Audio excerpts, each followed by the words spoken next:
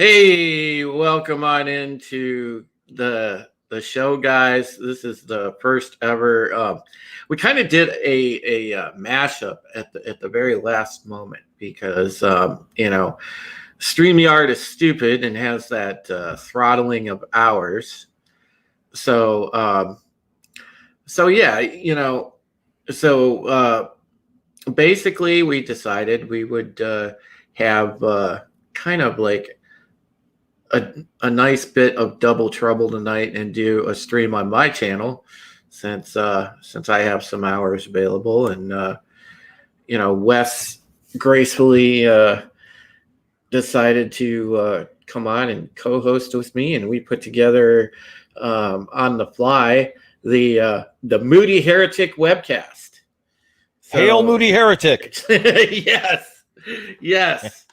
We are the Moody freaking heretics tonight, and we can, this gives me an opportunity, guys, to kind of kick back and relax a little bit and not be so buttoned up and serious. And we can get into some topics that I don't necessarily talk about on bounding into comics and things like that, because there's a certain purview of stuff that we write about. So there's a lot of stuff that happens that, either we don't get to cover, or, for whatever reason, it's just outside the purview of the site. And that's fine, because there's things that go together and some things that don't. And that's cool.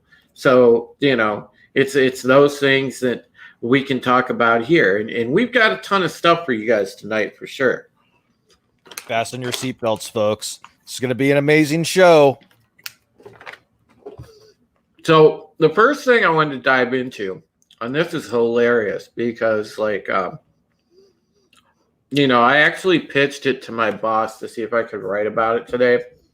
But again, it was one of those things where it doesn't necessarily fit the regular content of our site or anything, and there wasn't really an angle to go on it. So I didn't get to do a story on it, but we're going to cover it right here. So the thing is, and I'm going to go ahead and share up this screen. I've got an article from The Verge here. Let's see here.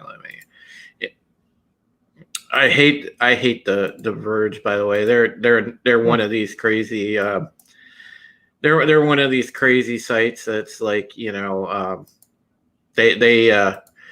write according to that sort of worldview, but we'll use their stuff just this once.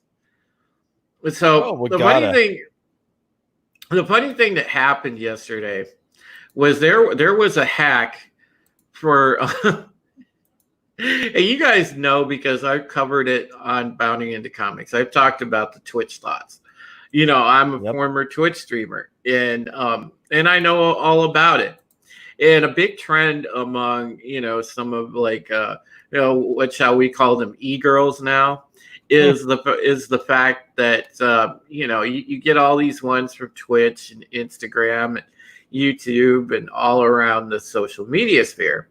And they're like, oh, I can make some money for free off people. Let me go ahead and make an OnlyFans account. So for those of you that don't know what OnlyFans is, it's like a Patreon, except a lot of these people put their lewds on there, their nudes. They'll do videos for their fans, and it's a tiered thing like Patreon. So you got some helpless sap sitting out there dropping $50 to see, some girl's booty pic, and it's like, oh man, are you serious right now? So I was laughing because some dude, now OnlyFans says it wasn't a hack, but some guy released 1.7 terabytes of freaking content from OnlyFans yesterday. Just threw it out there.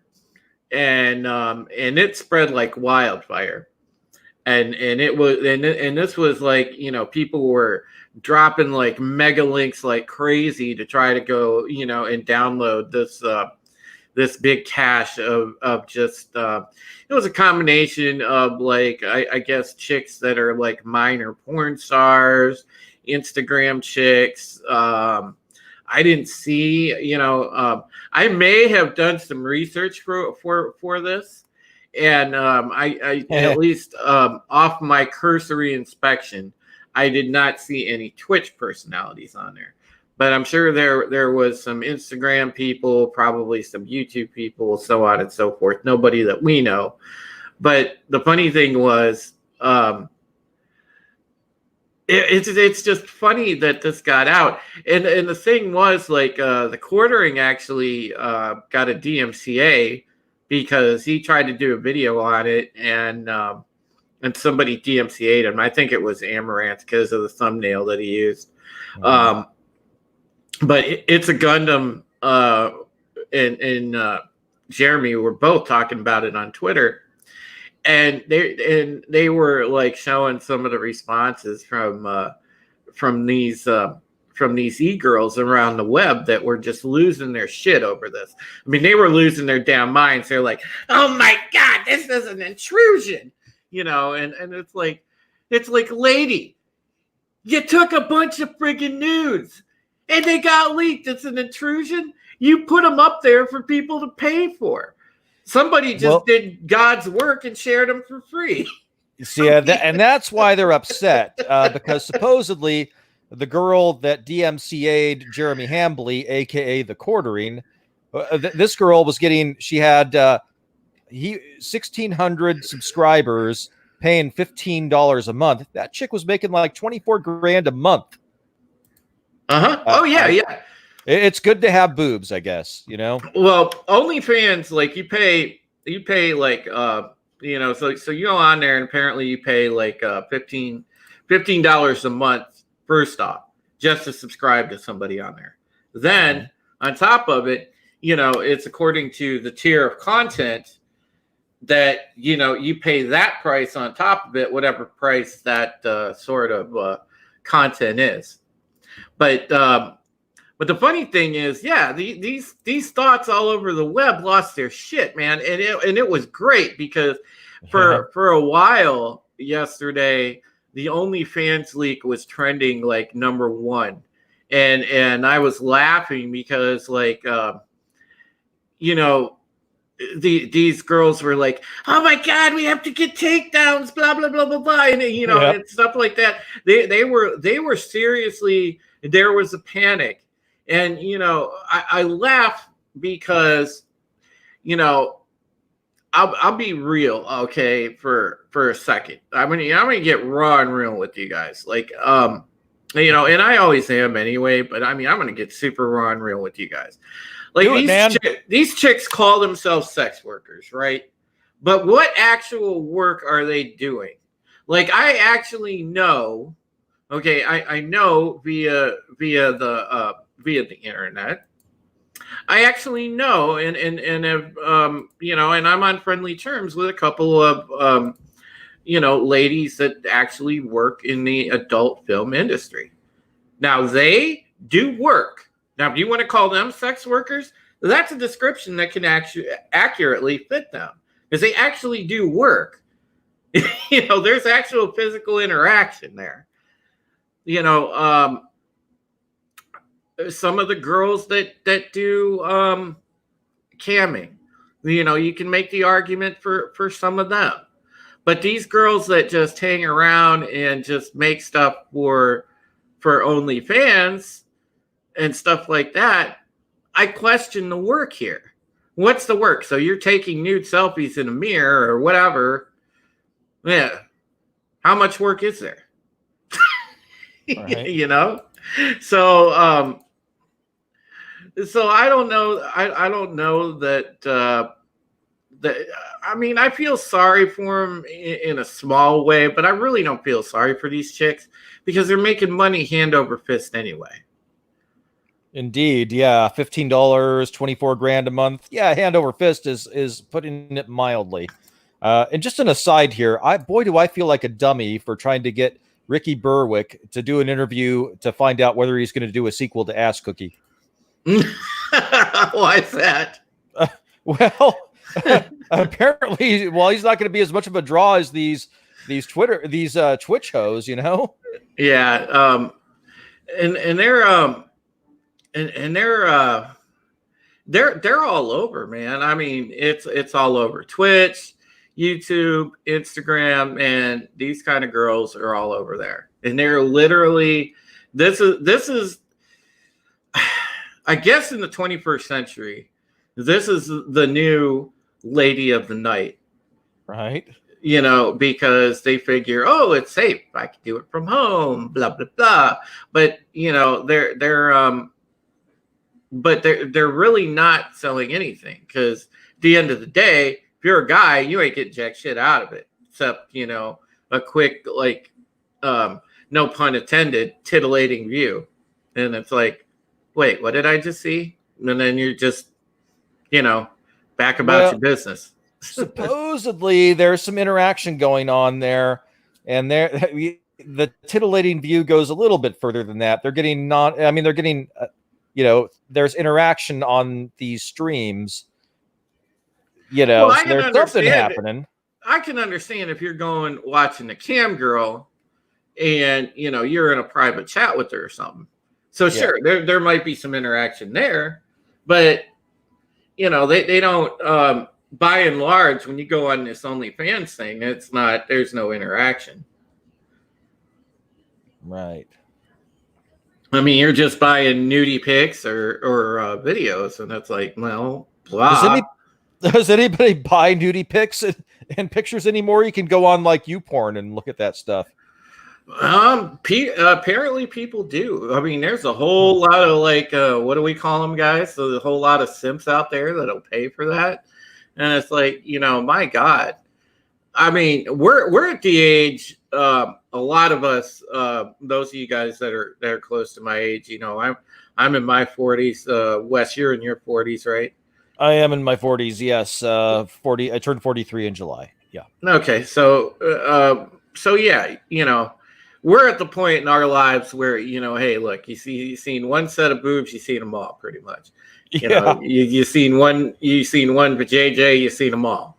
So I mean, it really doesn't change. You know, just the shape and the size maybe, but it doesn't change. So, I mean, you know, we could take it or leave it. But for a lot of people, there's a lot of like desperate dudes out there that'll pay that money, and it's just like, man, you know, I mean, there's a lot better stuff to pay for, in my opinion. You know, I'd rather have food on my table. I'd rather have, you know, a working keyboard or, you know, a working computer, so I'm able to actually, you know, make a living. So, you know, there's things, priorities, but apparently a lot of people have lost that, and you know, their priorities is this kind of thing. But oh well. So yeah, we had my closing thoughts on it is yeah. So we had the minor yesterday, the minor thoughtpocalypse. Thoughtpocalypse, love it. So did you just make that up? Is that your term? No, that's been a hashtag out there. All right. But what's your final thoughts on it, Wes? Well, yeah, man, just you know, type in whatever weird fetish shit that you have, click on videos on Google, you'll find it, you'll get it for free, and just like spank the monkey, have a really good fetish, you know, have a very good fantasy, spank the monkey, go to bed, towel off. Don't spend a bunch of money on these girls. Yeah, that's exactly it, man. You know, I mean, if you guys are going to ever pay money to see a nude lady, you know, for God's sakes, just go get in your car, take a drive to your local strip club, and support the working women. Yeah, absolutely. You'll see one in real life. A lot of times they'll sit on your lap. Hey, honey. Hey, sugar. How's it going? and they'll chop it up for you know, you at least have a naked girl sitting on your lap for about 5 or 10 minutes trying to talk you into a lap dance. You know, I mean, hey, Yeah, there you go. pay the cover, go in there, get a whiskey, you know, listen to some music, and you know, have the DJ. There's a bunch of fucking lip dicks in here. Get up to the bar, you know, or whatever. not like I've ever been at a strip club or anything, but you know, I've heard that's what happens. No. Yeah. I've never been in one of those establishments in my life. Oh God. Yeah, it's fun. It's funny because I used to live not far. I lived like, you know, across the freeway from a bunch of them, and they shut them all down, you know, right around the time I hit my mid-20s, which is when I wasn't really going to strip clubs after that. But yeah, funny. So yeah, go to a real strip club, you fuckers. That's my closing thought. Nice. Yeah. It's great, by the way. A big shout out to Apollo Patriot, Tommy Connolly, the Senate, Bear, everybody that's hung out in the chat, Orville Nation. I know my buddy Raquel's here. She's probably sitting there red faced, like, oh God, Drew, you're being such a guy. Hail Bear Nord for fun. Hail the chat. Yep. But Mikhail Wolf, what's up? It's good to see everybody. So,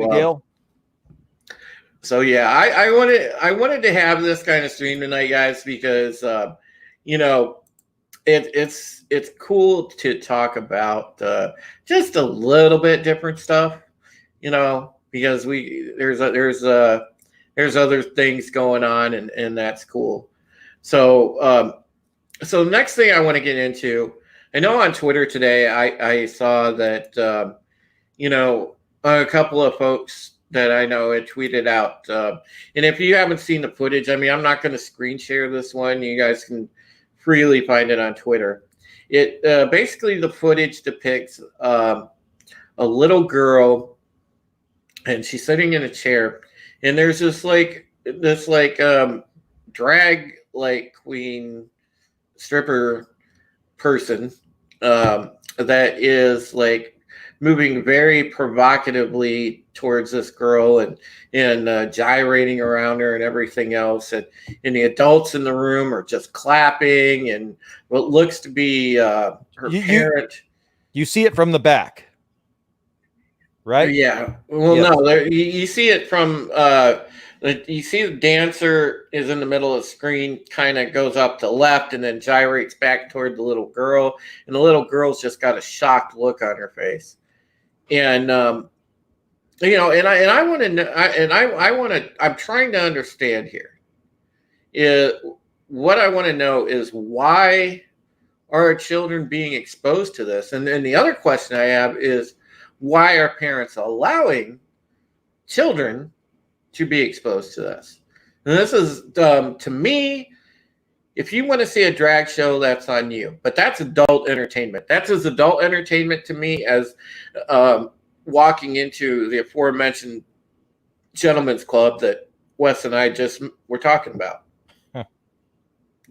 And I don't understand. If people, if you guys could help me in the chat kind of understand why this is acceptable and why people are allowing children to be exposed to this. I was at a loss. I was really pissed off, to be honest, after I saw that video. I was very pissed off. And mind you, I'm a single man. I don't have children, but you know, it's very easy to think at my age I could have potentially had a child, and I would, my God, I would have never have allowed my child, if I would have had one, to be raised around adult content before they were the age of 17 or 18 years old. There's just no way. Yeah, I've seen. I think I've seen what you're talking about. And the little girl's just kind of like chuckling and looking awkward, right? She looks kind of petrified to me. She's If you like, look at what? the look on her face, I mean, she's very confused. She's like, what's going on here? Yeah. I mean, she's very confused.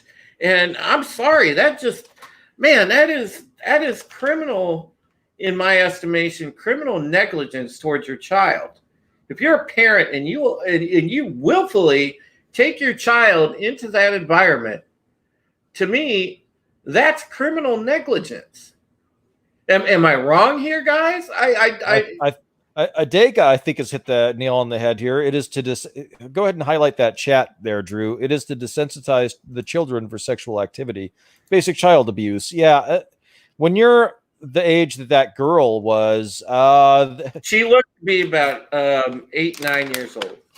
Very young, maybe. Yes. Yeah. That's not well. First of all, I mean, your childhood, that's sacrosanct. That's, there should be innocent things happening when you're a child, and that's kind of it. I thought that was inappropriate myself.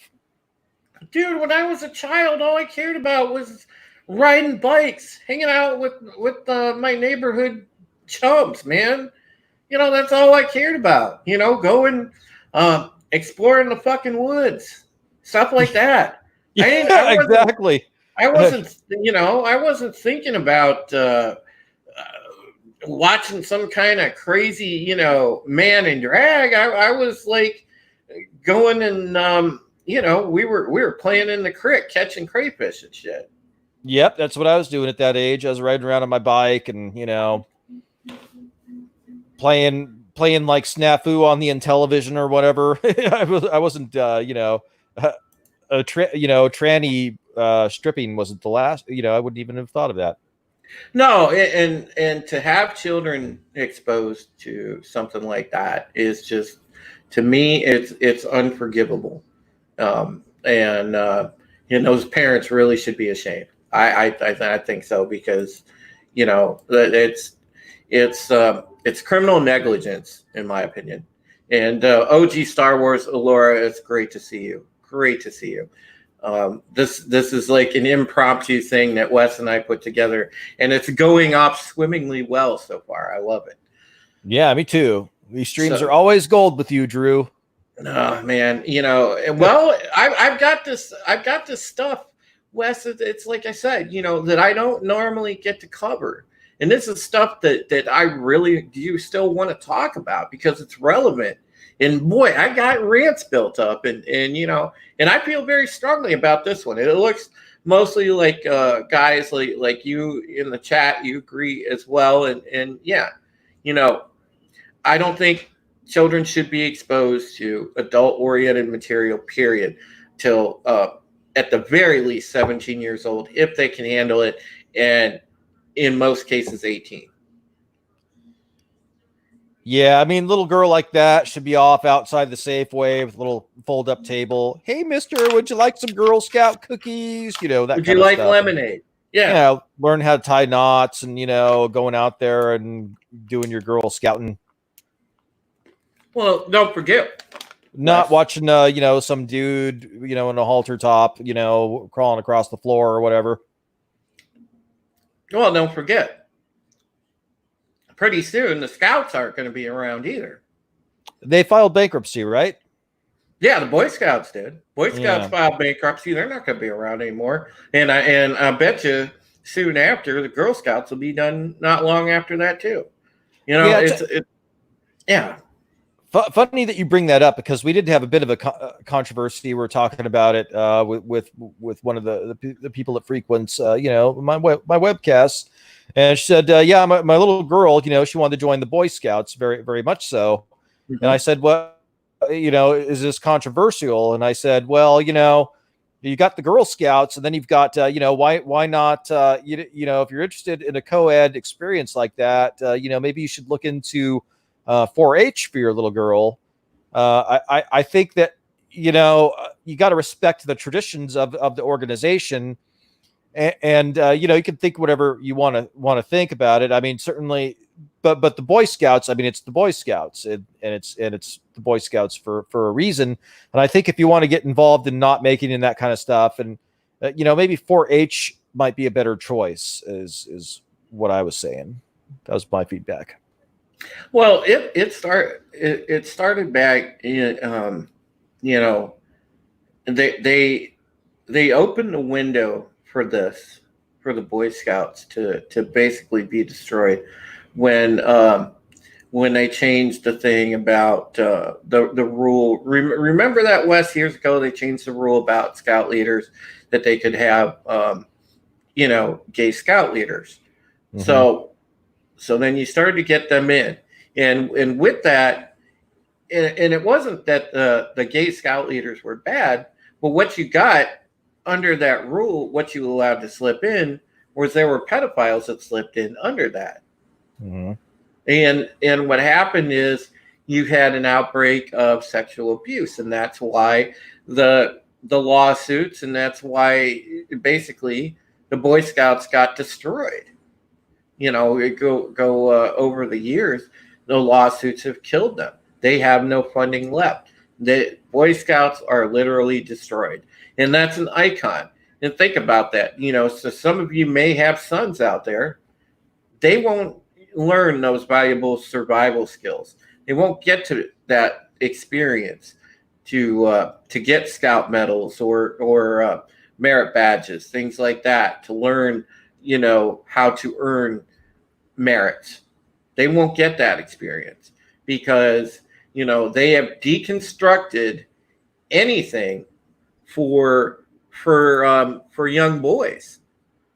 I mean, some of the only outlets I think that boys have left is pretty much these days. All you could do is enroll your boy in the YMCA, get him a membership to the Y. That's about it, because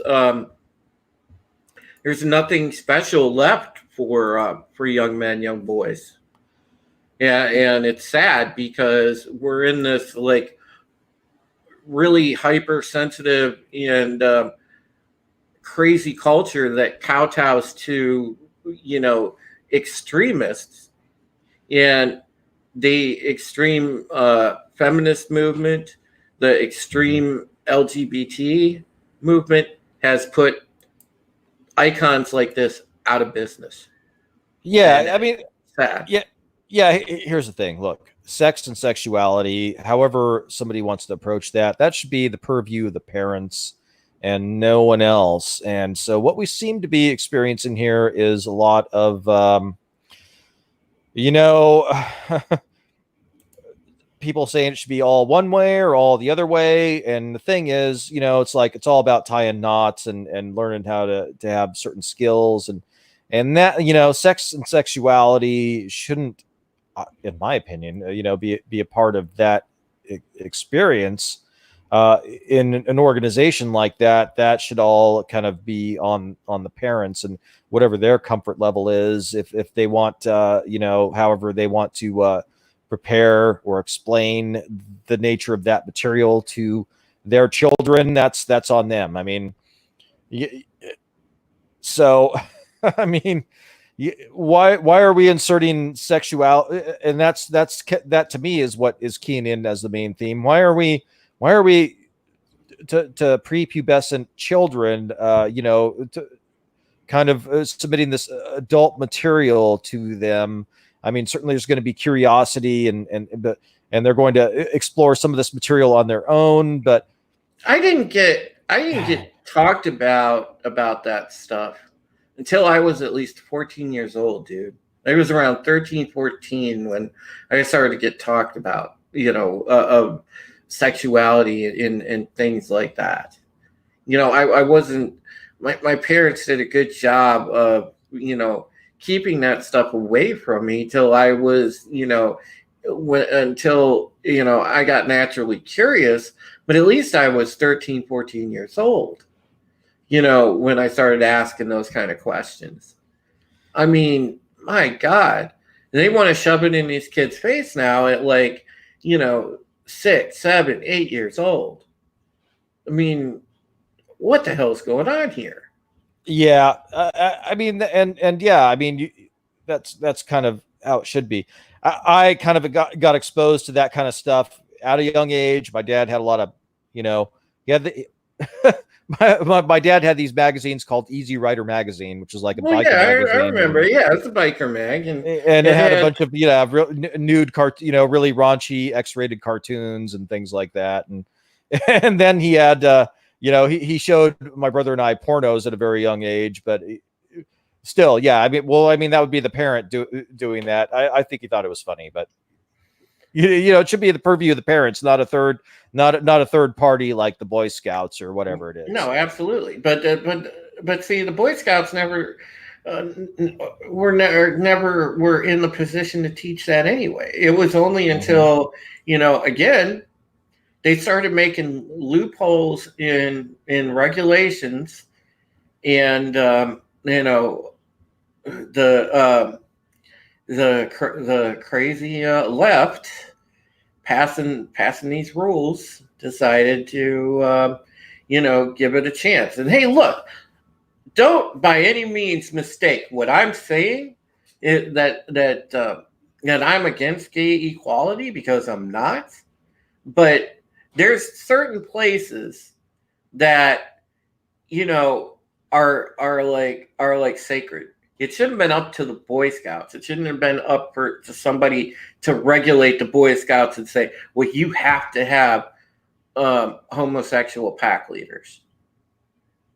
Yeah, I mean, that shouldn't even be part of the conversation. It should be about not making and that kind of stuff. So the Senate says, I discovered masturbation when I was 11. I was sticking my dick in things for reasons I don't know. Yeah, the Senate. I discovered it. My brother was friends with a guy who's after my parents divorced. His mother was like the lady that would go in to clean out apartments after people got evicted, and they found a beta hi-fi machine and all these porn, these unlabeled beta tapes, and we started putting them in the machine, and they were all pornos. So that was how I got exposed to it. When I was around 11 or 12 years old. So yeah, I think that was around the same age when I started doing weird things with my dick too. So you're not alone, the Senate. Don't worry. And now, ladies and gentlemen, yes, we've now entered our first TMI territory of the evening. Oh yeah. I don't know if I'm now scarred forever. Yeah, I've TMI'd here. It's all good, man. That's what our Friday night streams are for. But yeah, it was like an ancient 1970s one, a top loading, VHSs before you put them in the front, or I'm sorry, VCRs before you put the tape in the front. This thing was like fucking huge, and it had one of those top loading. You press the button. People remember the Betamax, except for Senate. I don't know. There's things I want to know if Senate ever saw, because I wonder if he ever saw a rotary dial telephone, and I wonder if he ever saw a Betamax machine. Well, see, the VHS, the VHS was the wider tape, and you could see both ends of the reel. A Betamax was a narrower tape, and you could only see like the left-hand side of the tape. I'm going into way too much detail, but yeah, that's what it was. It was a better picture, I'll say that. It was the superior technology. And I bet you, Senate, you've never seen an 8-track player. You didn't have to fuck with the tracking like for 10-15 minutes on a beta hi-fi machine. You could pretty much just plug and play with that. So Mikhail Wolf says, mine was looking at my dad's Playboys and Penthouses. Yeah. Easy Rider is much raunchier than even Hustler. I think it was a really, really raunchy magazine. It had like all kinds of like, if you ever seen, see, again, this is probably too old for you guys, but there used to be the site rotten.com. Rotten.com had the kind of shit that you'd see in like an Easy Rider magazine. But bikers didn't play around, man.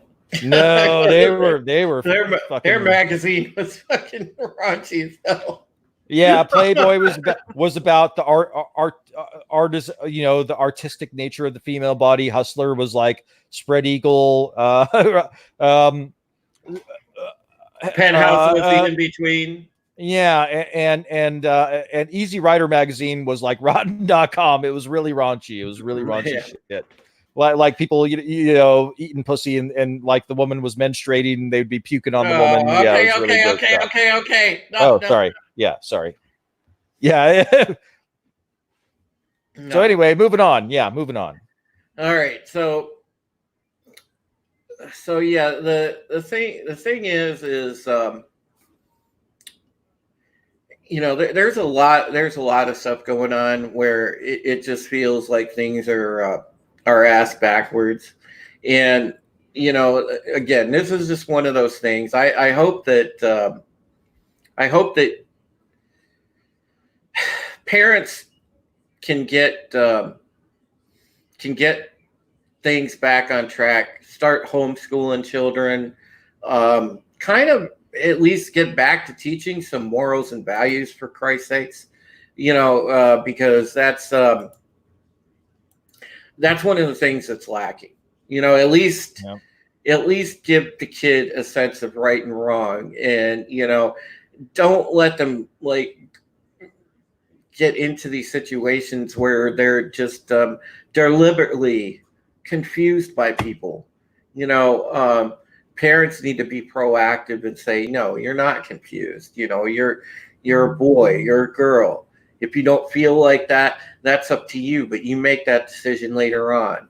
You know, they need to have these kind of talks with their kids, you know, but don't, oh God, yeah, that's the worst place to take a kid. So yeah, that's my final thing on that. Moving on. Yeah, moving on. Just to complete a thought here, my parents always said you can do whatever you want when you're 18. So that's kind of where it is. Yeah, we'll leave it exactly. there. So next thing is, so the Senate says I only remember VHS. I need those magazines. Well, you could probably find them online. The Senate.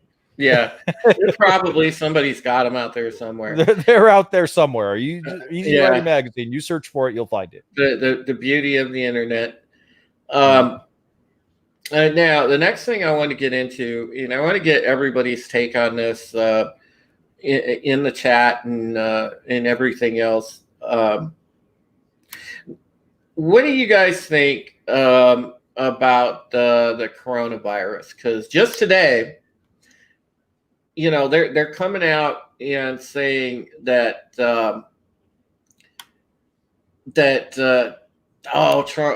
is downplaying it and he doesn't know anything about it, blah blah, you know, and the whole time it's like, no, you know, they're the ones that are totally amplifying it and blowing it out of proportion. But they want to point the finger the other way, of course, because that's par for the course. We know this, you know, from observing behavior of politicians. We all know that what their game is. But yeah, they're trying to basically say that we're being, you know, it's being downplayed, we're being lied to, blah blah blah blah blah. Look, the bottom line is this. Is the coronavirus a problem? Yes, potentially. Has it entered different countries? Yes. Is it 100% like some kind of thing? Like, is this Resident Evil? Is it the T virus? No. You know, the thing is, it's something to be taken seriously, but it's not this extinction level event that they're trying to play it up to.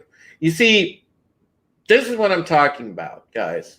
With these crazy extremists, which the SJWs beat the drum for.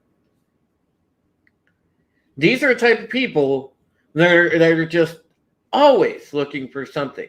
It's always pessimistic. It's always, you know, oh my God, we're all victims, or oh my God, we're all gonna die.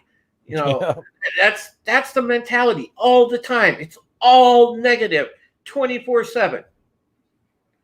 And in the meantime, all the president's saying is, you know, hey, I'm cool. When it comes home to roost and I got to deal with it, I'll deal with it here on American soil. But it's got to, you know, be a problem on American soil first. And there's already rumors that they've got a counter to it. Well, I mean, we don't know if that's for sure or not, but I fall somewhere in the wait and see area because as all of you in the chat are, because I know the streams that you watch. I know the basic mindset that most of you guys have. Yeah. Are common sense people. So you guys are looking at it. I'm thinking the same way. So I'm just taking the wait and see approach. And it's like Adega said, as a former doctor, again, he just said it's a trap. And and he's right. I think it is being overblown. It's being quite overblown. So, Wes, take it away. What's your take on it? Well, I've heard different things. Here in California, we actually had a case pop up, and I've heard through my work, I've heard rumors of things. I've heard that there was a cruise ship, and they had someone with the coronavirus, and they quarantined the people for a period of time, and they thought that they quarantined everyone for enough time, but apparently people that didn't have the coronavirus came up with the coronavirus, and so now what I'm hearing is they feel they need to quarantine people for 30 days instead of just a few days because they don't really understand how it's being spread. But do I feel it's overblown? Yes. I kind of am on the same page as people that say, well, it's just the flu. And I still remember when SARS happened and H1N1 happened. I actually had H1N1, and it was a very severe flu. But I lived. Every time one of those things comes out, the first thing that they go to is, "Oh my God, we're all gonna die." Yeah. Well, H1N1 was pretty severe, but I lived. Yeah. I mean, it's a severe flu, and if you have a weakened immune system, you're going to be kind of fucked up by anything, even if it's the normal flu. If you remember, guys, back what was it, 4 or 5 years ago, when there was that sort of minor outbreak of Ebola, people were like, "Oh, we're gonna die of Ebola." Isn't that interesting? How easily treated Ebola was once that started happening. But yeah. I joked about it. I said it's the Great Culling. The Great Culling is coming. Store chicken soup and hug your loved ones. And so I'm not sure if it's the Great Culling or not. Maybe it's the Great Culling for China, because China is overpopulated. I wouldn't put it past China to do something like that. But for us, I don't think so. Yeah, I mean, look, I understand that and I fully believe that there's people amongst them, and I'm talking about the extremists and the globalists, that there's people amongst them that definitely want population control. They want something like this to come along and wipe a whole shitload of people out because they feel like the population needs to be thinned. It needs to be maintained to a certain number, blah, blah, blah. Real just nasty shit, right? I mean, because I'm sorry, obviously you guys know that's wrong. It's pretty fucking sinister. So the thing is, any chance that they get to throw a scare into people and piggyback on something like this, they're going to take. And I do believe Adega hit it on the head, and so did Mikhail Wolf. It's being way overblown. And Apollo Patriot, you're definitely right. All you have to do is have common sense. Take basic care of yourself. Wash your hands. Use hand sanitizer. Wash your hands after blowing your nose. Things like that. Just do the normal things. And as Adega says, load up on vitamin D3, C, and zinc. You'll be golden. You know, I think that hand sanitizer actually doesn't really work. I think just soap and water is the way to yeah. go with You that. can use well, honestly, you don't have to blow as much money on hand sanitizer. Just buy a nice big bottle of isopropyl alcohol, and then just douse your hands with that, and just rub your hands back and forth like you're washing them with that. It's essentially the same thing as hand sanitizer because most of that stuff, all it is rubbing alcohol. To be honest, but Pretty much, yeah, I agree. but yeah, we'll wait and see what happens with coronavirus. But a lot of people too, and I will say this before we move on to the next thing here, but a lot of people are stupid. You guys realize there's a ton of people out there that literally stopped buying Corona beer just because of the coronavirus. How fucking dumb can you be? Yeah, quit buying Corona beer because it sucks. Buy like a Negro Modelo instead. I like Corona, man. What's wrong with that? What? Well, it's a lighter beer. I prefer dark beer. And the Modelo's, the regular Modelo's give me a headache, but I do like the Negro Modelo's. Yeah, I mean, Modelo's good, but I don't mind Corona, bro. Corona with lime, it's good. Hey, dude, you invite me to a barbecue, you got Corona, I'll drink it. Exactly. Yeah. But there's actual people, just because of the name of the beer, that stopped buying the fucking beer because they freaked out. And I found that hilarious. Yeah, Corona. Didn't they actually do an ad campaign about that too? Like, oh no, don't stop buying our beer. I think they might have, but just the fact that people stopped buying it in the first place, I mean, it's just like Jesus. Here's the biggest danger to Corona beer. When you've already had a few beers and you go to the store and you pick up a 6-pack and then you get back and it's like, oh, it's the Coronitas. And you bought the little beers. I'm like, fuck, dude. I knew there was a reason they were so cheap.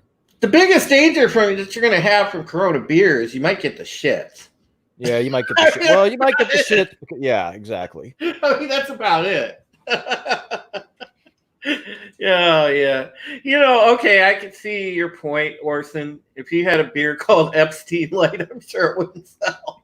I think it's just a subconscious discomfort with the name. Indeed, yes. So Raquel Briggs here says, I like Corona and Guinness. Well, those are two very different beers, and I tend to go for the Guinness end of the spectrum on beer. Cornitas calls for Bulldog's tequila. I agree, Raquel Briggs. Yeah, absolutely. Yeah, you definitely want to up the octane if you're going to get the Coronitas. But I'm saying, and I do want to say, I do have to give Raquel some props because she is beautiful, wonderful, and one of my best friends, and she's super supportive of the channel. She's here lurking every stream. And one of these times, Raquel, we're going to get together and you're going to be on here because I tried to get her to come on tonight with us, Wes, and discuss Picard. But unfortunately, she had some previous engagements and couldn't. But she's going to at some point get on and jump in the fray because, does she have thoughts about Picard? Oh, Raquel, send Raquel the link. Raquel, get on here. We want to hear what you have to say. We'd love to have you on the stream. I'll just say she has thoughts. Believe me. Well, man, where to even begin with Star Trek Picard? Holy, we'll get it, and we're gonna get into it in a second, guys. But I do want to touch on before we get into the Picard discussion, because I did want to save the Picard discussion for last. The topic right before the Picard discussion that I want to get into is, we've had some censorship on Twitch this week. Okay, Raquel, I'll send you a link in just a second. We've had obviously Wes has had some troubles with Twitter. I said Twitch with Twitter rather, and yeah, Twitter and with YouTube. I'm targeted right now for sure. And also our friend Ruthie got put into Twitter jail for no apparent reason other than the fact that she, told somebody that that they were just a bad person, and she got put into Twitter jail. And because she was standing up for something that was right, and standing up for one of her friends, apparently, and it's stupid. And then somebody that has a real big voice of common sense on Twitter, the rapper from the UK, Zuby, you guys might have heard of him. He was put in Twitter jail for saying, "Okay, dude," to somebody. And it's literally all that he typed was, "Okay, dude." Yep. And he got put into Twitter jail because somebody reported him for that. Because supposedly he misgendered a trans person. Oh my God, really? Mm-hmm. Then they reported him, shit. And he got banned for well over 24 hours. So 48 hours. Goodness, what the heck's going on here? Yep. I mean, it's bad. So go ahead, Wes. Take it away. Explain a little bit about your situation, and I need to step away and grab a refill of my coffee, and I'll be right back. All right, go for it. So yeah, folks, here's what's going on. I have drawn the ire of the Dreckies and of CBS All Access on my negative Picard reviews, and so I've noticed something happening, and one of the things happening is that people are on Twitter are reporting me and trying to get me shut down, which they successfully did for 7 days. And then people, CBS themselves are They gave me a copyright strike on this channel, the West Moody Webcast, and an old channel that I had that was my experimental channel, and it happened simultaneously. And so I had to fight a copyright strike for Star Trek Picard. And now YouTube gives you a couple of ways to fight a copyright strike, and one of them is it's called counter notification. And so there's a couple of ways to do it. You can they provide you with an email address of the claimant, and you can email them, or you can go through YouTube and say, I'm counter notifying that this is not a valid copyright strike, and YouTube will determine if your counter notification is valid, and they will send it to the claimant. And so what I do, and I do this in my business on what I do in real life here, IRL, is anytime you give me a means of communication on how to do something, I utilize all of them. So I sent the counter notification via the email address that appeared on my copyright strike, and I did it through YouTube. YouTube came back right away, and they said, there's not enough evidence here that you have a valid claim to do a counter notification. So your protest of your copyright strike, we're not going to send it to the claimant. But meanwhile, I also emailed directly, because they give you an email address where to email the claimant directly. I emailed directly the claimant on my CBS All Access Picard copyright strike. And so while YouTube said, no, we're not going to send it, there's not enough evidence here to send your counter notification, the claimant received it. And so I just want to explain here before I go into further detail what a counter notification is. So you get a copyright strike, and a counter notification says your copyright strike is bullshit. Put up or shut up. I prefer to handle this matter in federal court. So you have 10 days to notify me in writing, and you have to provide a physical address. I have a mail-in address, a PO box, but for purposes of service of process, in a legal matter, you have to provide a physical address. Go ahead. We have Raquel joining us. Yay! Hello, Raquel. Welcome aboard. Hello. How are you, my friend? I'm well, thank you. Thank you for having me on the show. Absolutely. Love to So, have you, Raquel. Thanks for coming aboard. so Nice we're to just, we're just discussing, Raquel, real quick, censorship on Twitter and whatnot, and then we're going to get into Picard. So you came in at a good time. All right. Absolutely. So go on. So to get into the legal process of it, basically what a counter notification is you're saying, I want to operate outside of the YouTube rules and regulations.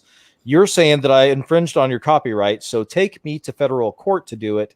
To take me to federal court, you have 10 days to respond to my counter notification, to tell me which part of my video infringed on your copyright.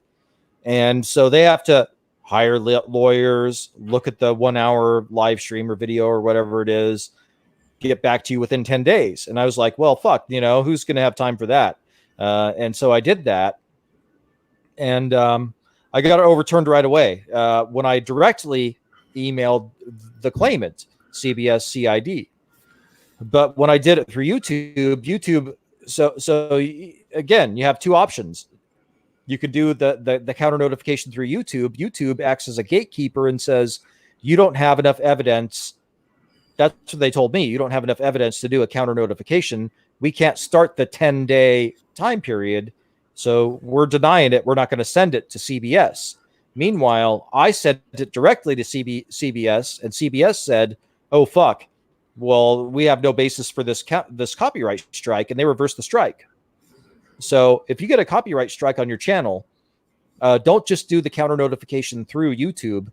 Do it through YouTube and directly email them. There's a template that you can copy for the counter notification and send it to them directly with that information. So yeah, that's how I beat my copyright strike. But I'm still fighting it on my other channel. Yeah, and that's something to remember, guys, because and I'm sure that we can all speak to this because Raquel uses Twitter quite a bit. I use Twitter quite a bit. You use Twitter quite a bit, and we can and we see via the people we follow, we can see what's going on here. And the bottom line is this: the people that purvey that SJW point of view, the real hardcore extremist Marxist globalist point of view, they are trying to push voices of common sense out. They want an echo chamber. They want people in lockstep with the ideology because it makes it easier to then bring that ideology to the masses.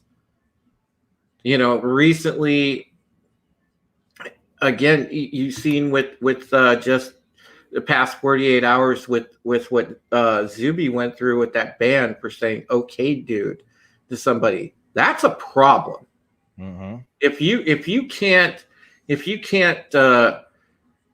make a comment like that, and speech is measured like that, then yeah, we're in real bad territory here. And I'm hoping that through Wes telling his story, that everybody can now kind of keep themselves a little bit safer, at least on the YouTube side of things, because I'll be honest, guys, we've got a bit of a stacked deck against us. And this is all over all the platforms: Twitter, Twitch, YouTube, Mixer, doesn't matter. You got to really watch yourself, and you got to constantly keep your head on a swivel. So knowing that you can fight back is important. So Raquel, did you have any thoughts on that really quick? Well, as somebody who studies social science, prior to joining Twitter, I actually didn't even think that this was a real thing. I used to think that I'm left myself, so I thought to myself, oh, that's just all alt-right people, and all those people they're so extreme and they're so bad, and the left is so good and they're so virtuous. And then I got on Twitter. And then for 2 years, I saw some of the most extremist left-wing politics that actually sort of frightened me. And, here in Canada, we have different rules, right? Mm-hmm. So here in Canada, when we talk about freedom of speech and we talk about copyright and things like that, it's a little bit different. Like here, you're not really going to get into trouble for copyright as long as you're providing any type of critique. So that's level one. And level two, of course, we're the land of Peterson, Professor Peterson. Not that I'm endorsing him, but I am saying that we're hearing all sides. However, I do have to say that when you're stuck in an echo chamber on Facebook, and you're with relatively older people, myself, I was surrounded by a bunch of people in academia. I truly thought that it was just a bunch of people on the left who were very virtuous, who just wanted to change the world. And then I left Facebook and I joined Twitter, and I found out that's not always the case. The left is also gone off the deep end. And we do have a whole bunch of people in the middle who are just reasonable, wonderful people. They have good sense. They want freedom for all. They want everyone to be cared for. They want everyone's rights to be maintained. It's just some of the more extreme views on both sides they find upsetting. And so what I find troubling is this whole idea that anybody who is in the center and anybody who's on the right, and I don't mean people on the alt-right, I just mean people on the right, because there is a spectrum. Mm-hmm. Oh, yeah, absolutely. Bad, and they're not all bad. And if you really care about changing minds and changing hearts and doing the right thing, then you can listen to everyone. It was Aristotle who said, it's the mark of an educated mind to be able to entertain a thought and then release it. You don't have to accept it, right? Exactly.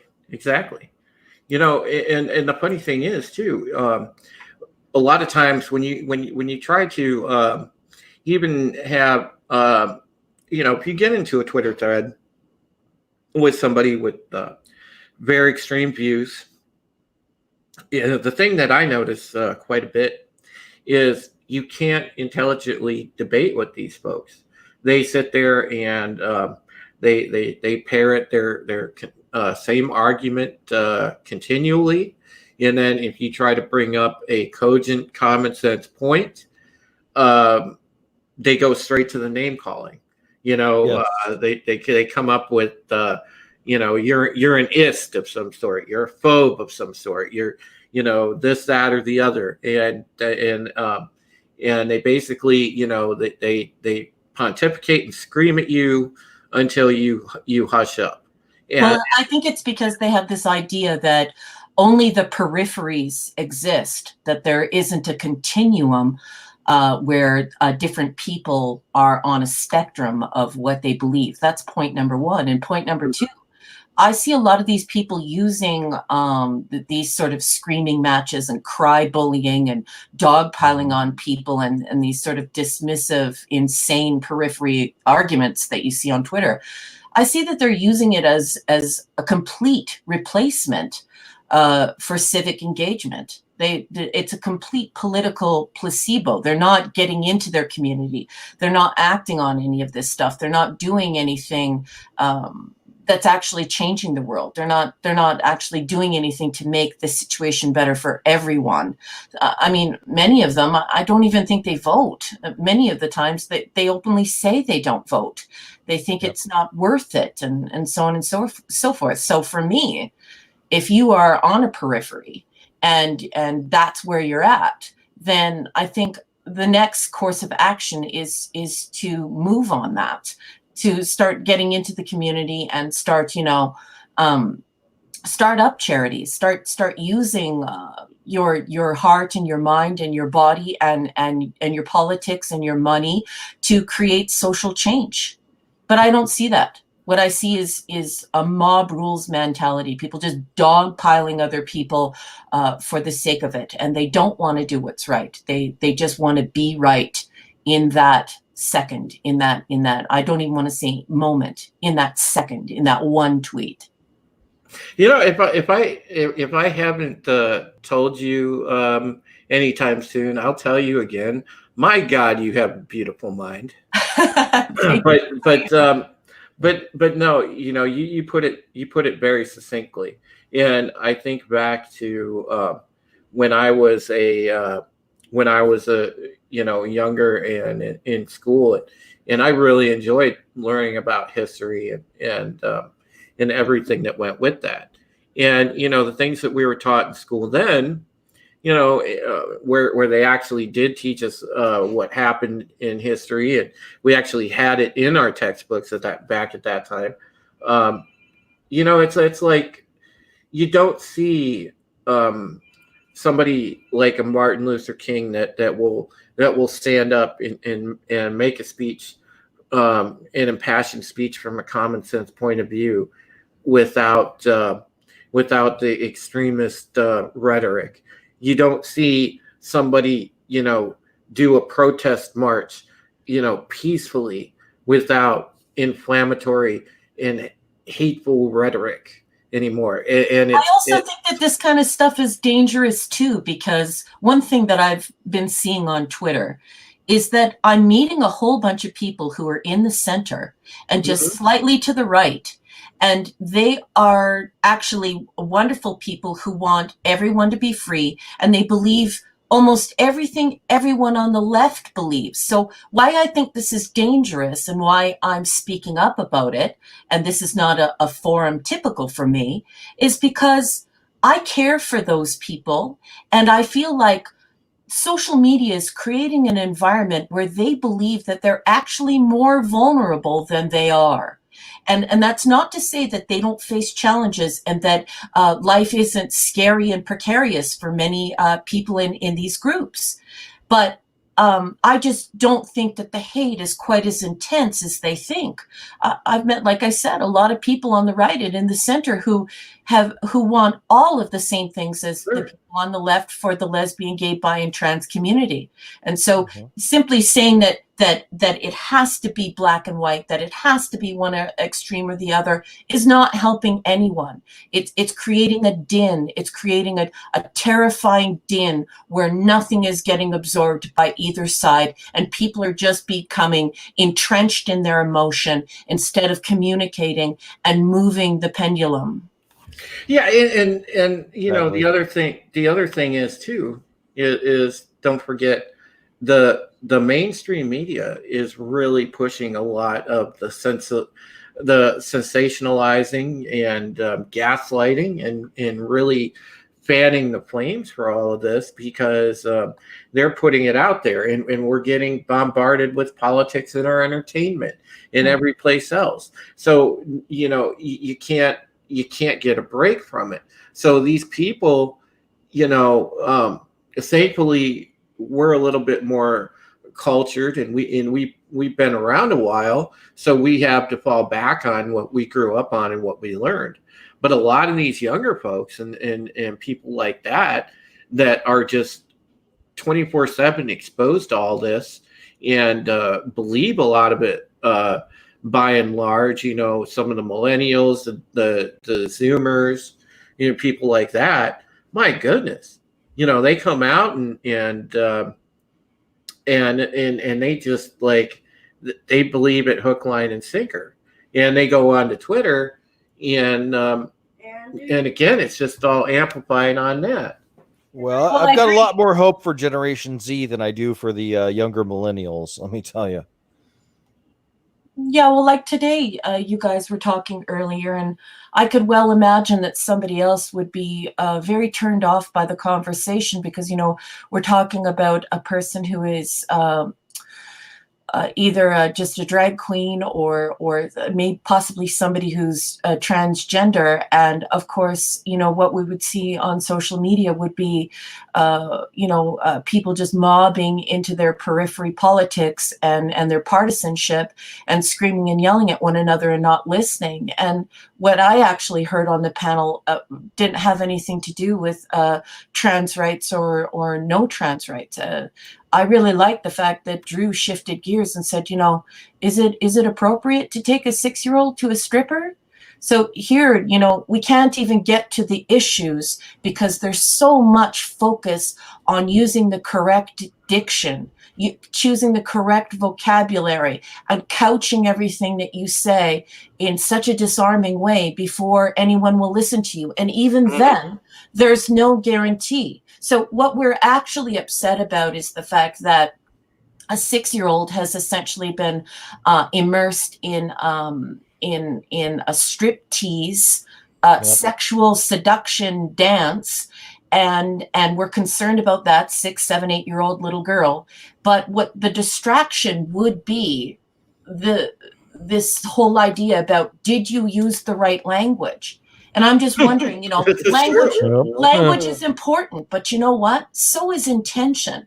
And so for me, what I'm learning on Twitter as a social scientist is, a lot of the time, I will push past policing somebody's vocabulary to find out what's really at the heart of how they actually feel and what they actually think. And you know what, guys? So far, out of the thousands of people that I've met on Twitter, I have not met a single person who is against the lesbian, gay, bi, and trans community. Not a single one.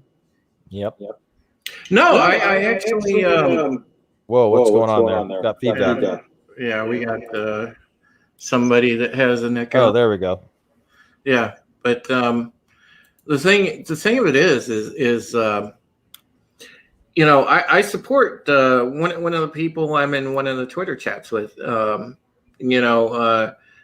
Kiri, she's a trans person, and I absolutely love her. I've had Kiri on one of my streams before.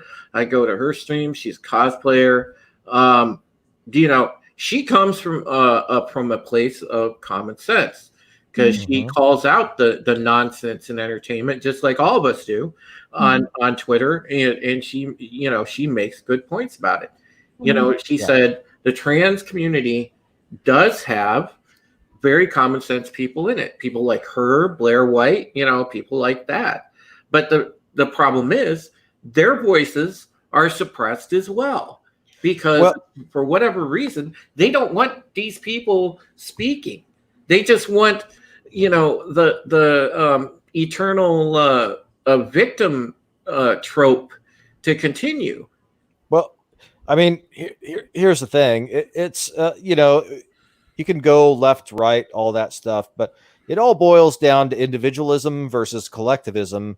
And Martin Luther King and what I recall from the civil rights when I was growing up is don't look at me as a black person or a gay person or a trans person. I don't want you to see that as being the only defining characteristic of me.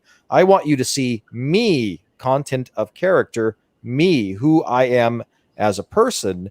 And so what we're doing is, instead of it being who you are as a person, what seems to be with the new left and the socialists and the SJWs is, oh, I'm a black person, therefore I get this. Oh, I'm a gay person, therefore that life is unfair, and I should, you're taking my opportunity, and I should be afforded this opportunity because of blah, blah, blah privilege. Oh, because I'm a trans person or whatever it is, you have privilege, and you have it easier. So because you have it easier, I should be able, you shouldn't have that opportunity, and I should have this opportunity, or these rewards, whatever it is. And it's individualism versus collectivism is the way I see it. I like to you're partway right. In social science, we call it tribalism. And there are even some university classes emerging where we talk about digital tribes. Now, digital tribes, they can be, immersive in media, or they can be for television shows, or makeup, or any of these things. They can be politics, but increasingly, Now, when I was in school, this tribalism, right, where people want to retreat to their own people and they don't want to reach out, and in that way, you are getting to the heart of it, Wes. This whole idea that either you're a very, very, very, very, very, very, very, very special individual who is all on your own, or you actually want to reach out and learn and exchange and be a part of something greater. So in that way, you are correct. It really is that. And in social science, we call it tribalism, where people begin to sort of say, you know what, we're this little group, these terrible things have happened to us, and we don't want to move forward. We want to just push away everything else. And it's become very toxic online. So when I was in school and taking sociology, you would have cultures, and then you'd have subcultures. So in the United States of America, a culture, that'd be our overall culture, and then if you're like a Mexican American or a Black American, that'd be a subculture. And then if you had a gay Latino American or a trans Black person, that would be a subculture of that subculture. And now what we have is intersectionality, which is basically the victim Olympics. And so, as where a subculture would be like, okay, you're in the United States of America, oh, you're an immigrant, and you have this subculture. And then within that subculture, you have another subculture of being a trans person or a gay person. You would study that as, I guess, effect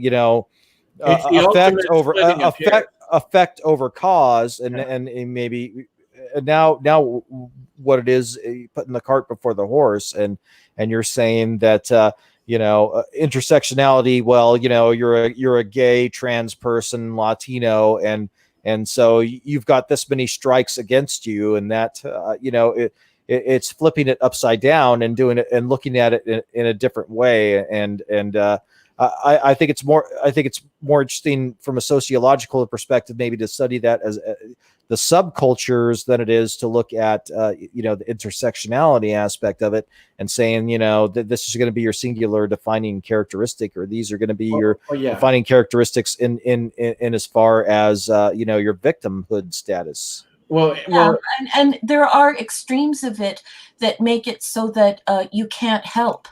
I'm a huge supporter of the lesbian, gay, bi, and trans community. I have many friends that fit into that category.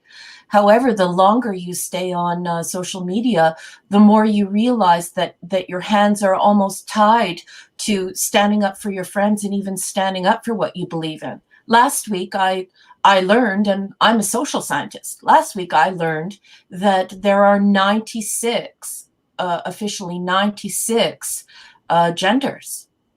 And I'm not saying that as a joke. I don't find it amusing at all. I find it somewhat troubling, because I don't think that the average person can grapple with this. And I think that there is a failure of communication when people become so isolated that there can be such a huge, I don't know, difference in thinking, right? I'll go a step further here. So I switched primary care physicians, right? And so we're talking medical here. I got, an intake form, and it had the first page and a half was about your gender identity. And it's like, well, wait a second, you've got male and female and maybe other. That should be the extent of the form. But this form was a page and a half long on, male identifies as. It was a page and a half of that.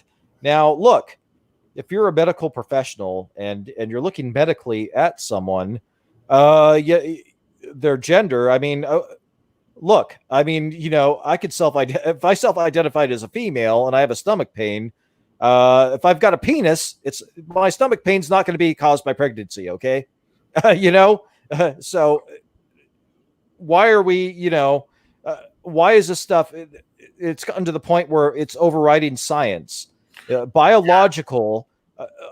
So, you got so 1.5 pages of that. And even Steven Crowder did like a skit, did an undercover camera on this.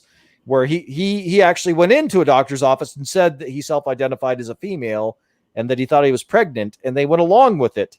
Now, look, I've got a penis. I'm not going to be pregnant. I just want to know where, You know? where, you know, I don't have that plumbing. I don't have fallopian tubes. Yeah, that's just not going to happen for me. There's no way. There's no way you or I could be pregnant. Okay, Yeah. It's not going to happen. I respect anyone who feels that they are different. I respect anybody who physically feels like they are different. However, I think it's high time that a lot of people realize that there's a failure of communication when one's individuality becomes so intricate that it can't be expressed, and it actually facilitates the total breakdown of communication with people at large. Because, you know, if I require intimate knowledge of 96 different genders, I want to help, but I think that there comes a point where things become so unreasonable that I can't help.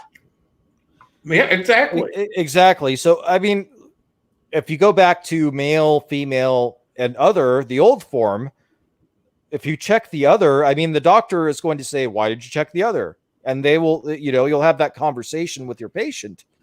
But I mean, if you have a 1.5-page form, I mean, you know, I mean, there's got to be a little bit of, I mean, I realize there's trans people, and I don't fully understand the trans phenomenon, but I respect if somebody. It is actually medical, though, Wes, because well, we know that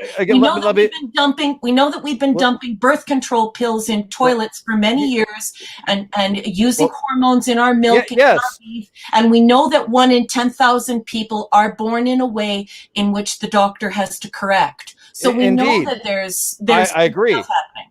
But yeah, so to complete my thought, yes, and that should be a conversation that a doctor should have. But and you know, anytime, and I've met trans people, and you know, anytime they want me to call them whatever their preferred pronoun is, I respect that, and I don't understand it, but I will respect it, and so, but again, I don't think we need to have 1.5 pages for gender on a medical form. I think male, female, other is really all you need. So do you think that it is practical for us to have an instantaneous understanding of 96? Because I was on board. Well, you can't. For the first 5 or 6. And I do my best to use great pronouns. I did in my master's thesis, and I respect that. But I'm just talking about the limits of communication and what we can do when we don't intimately know someone. I'm just wondering how much responsibility people are supposed to take when they don't intimately know someone, and it can be so detailed. Exactly. Well, that's why you would have a male, female, and another. And if you check the other, you have that conversation, and you can intimately know them, you know, through that medical process. I have this thing. Sorry, Wes. There's this line going through. Well, look, you know, I've got you know, if you're born a male, you got a penis. You're not going to be pregnant. No, listen. There's just this line right now. You guys were discussing this, and I'm sorry, I couldn't help but pop into my head. There's this line from Deep Space Nine. Forget what episode it was from. And Martok looks at the doctor and said, "There are limits, doctor, to the length I will go to accommodate you." Well, the thing is, Drew, is that, you know, you're making a joke, but what you're saying is true. And the thing is that this is the entire crux of what I'm trying to bring to the show today. And that is that there might not be, and I know there not to be, quite as much prejudice as people think. And I think it's been inflated by the media.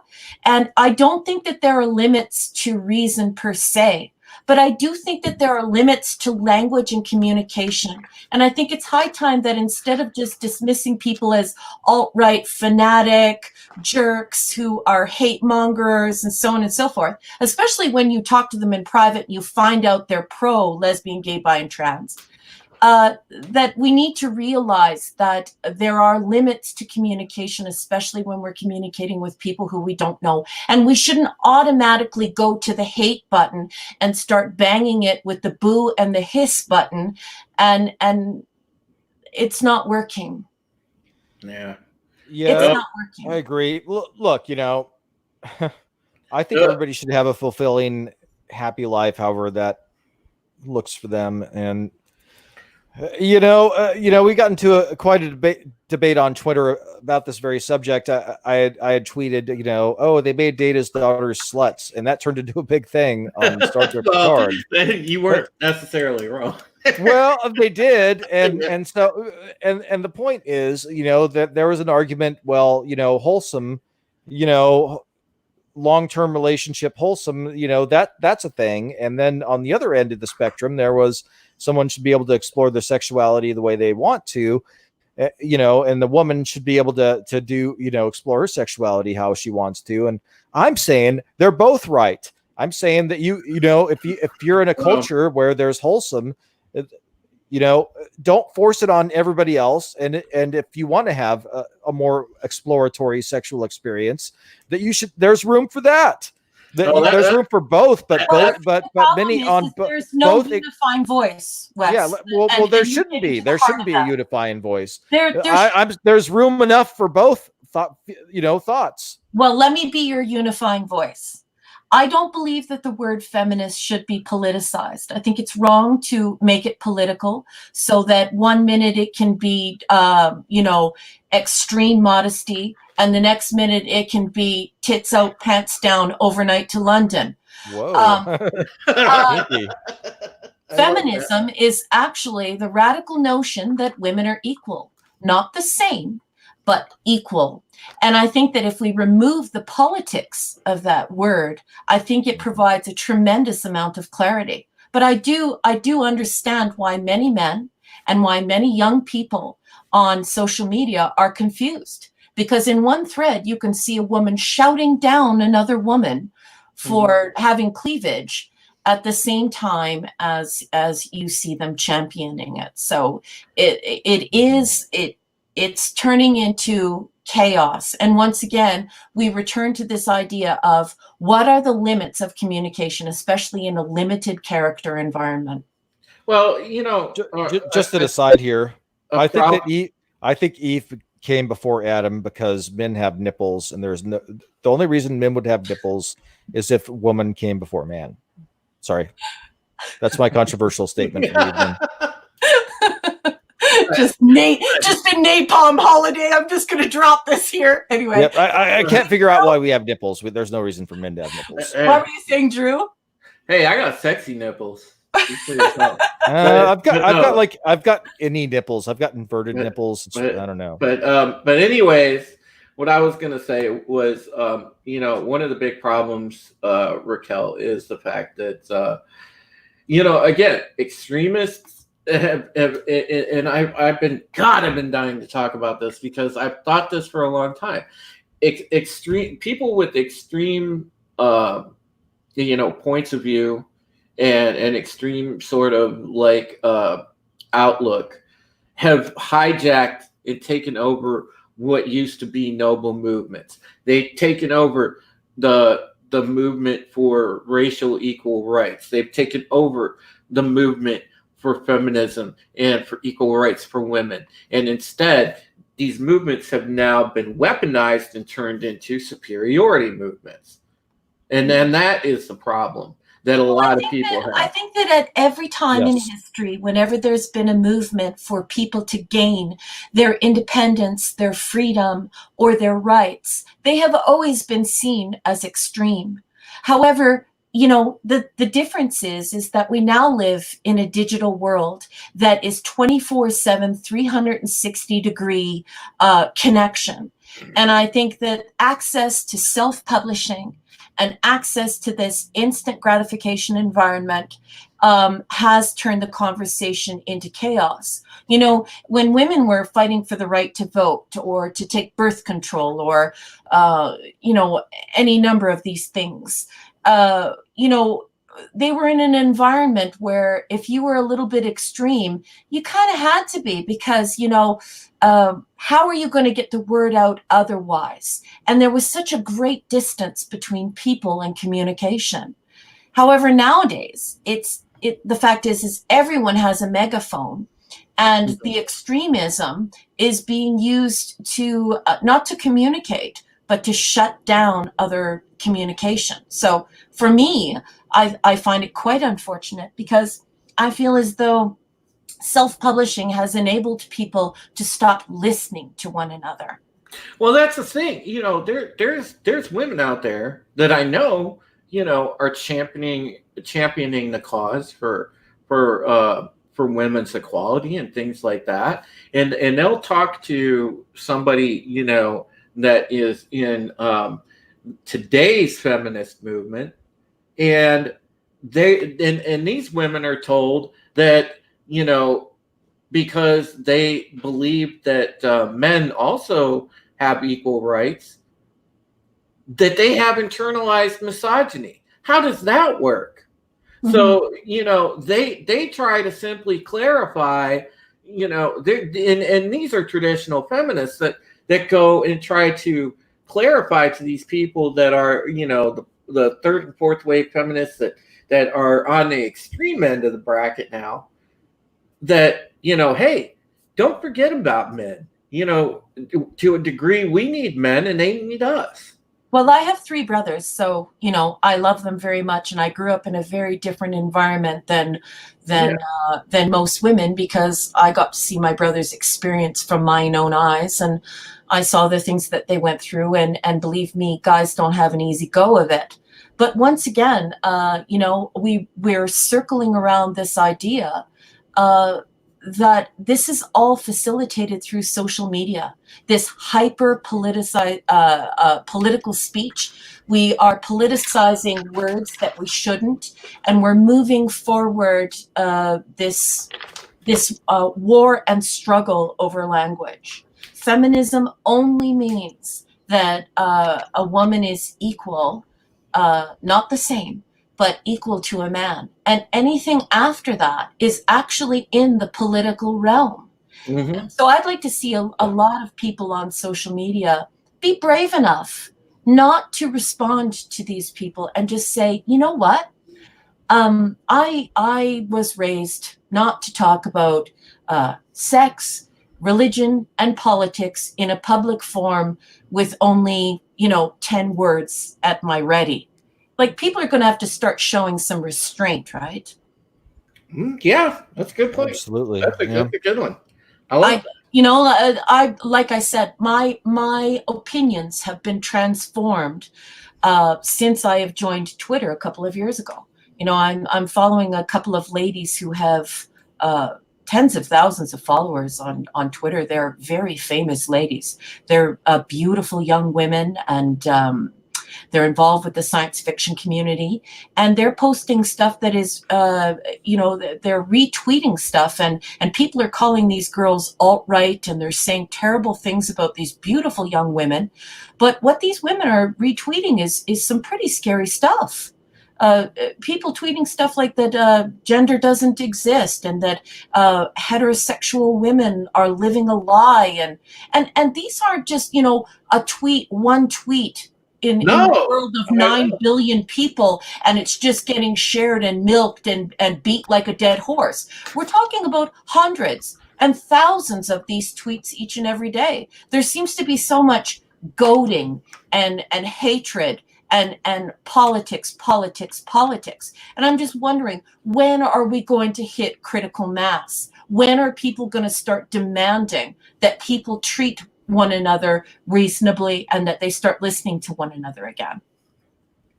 I don't know. It's going to have to, and that's why, you know, we talk about movements, and And guys, we're going to get into Picard here in a second because I know you guys have been waiting patiently, and we kind of got into a long-winded conversation about this topic. But, Hey, just flying a kite without a string, man. Wherever the wind takes us. But the thing, but before, I'll just say my piece real quick. This will be the last thing I say on the matter.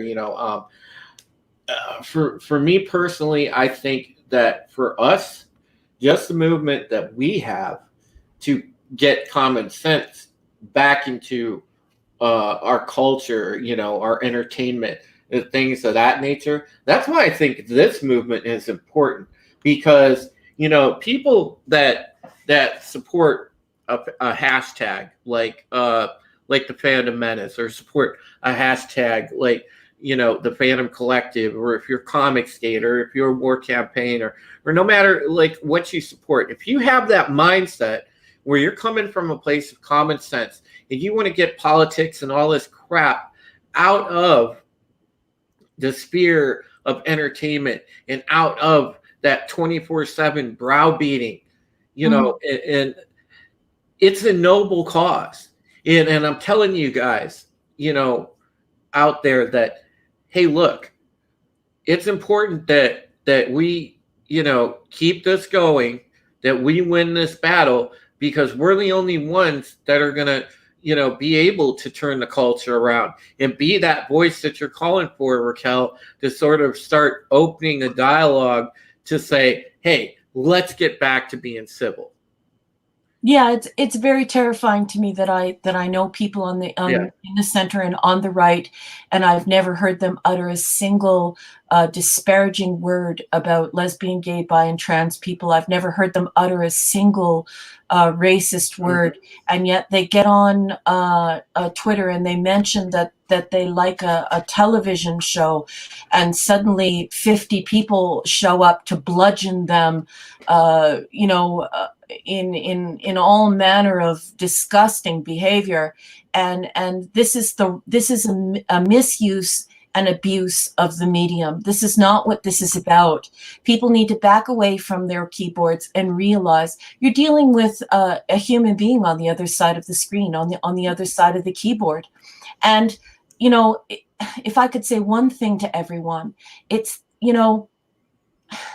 it's so easy to just pick a partisan politic and ascribe to that and then distribute that and disseminate that.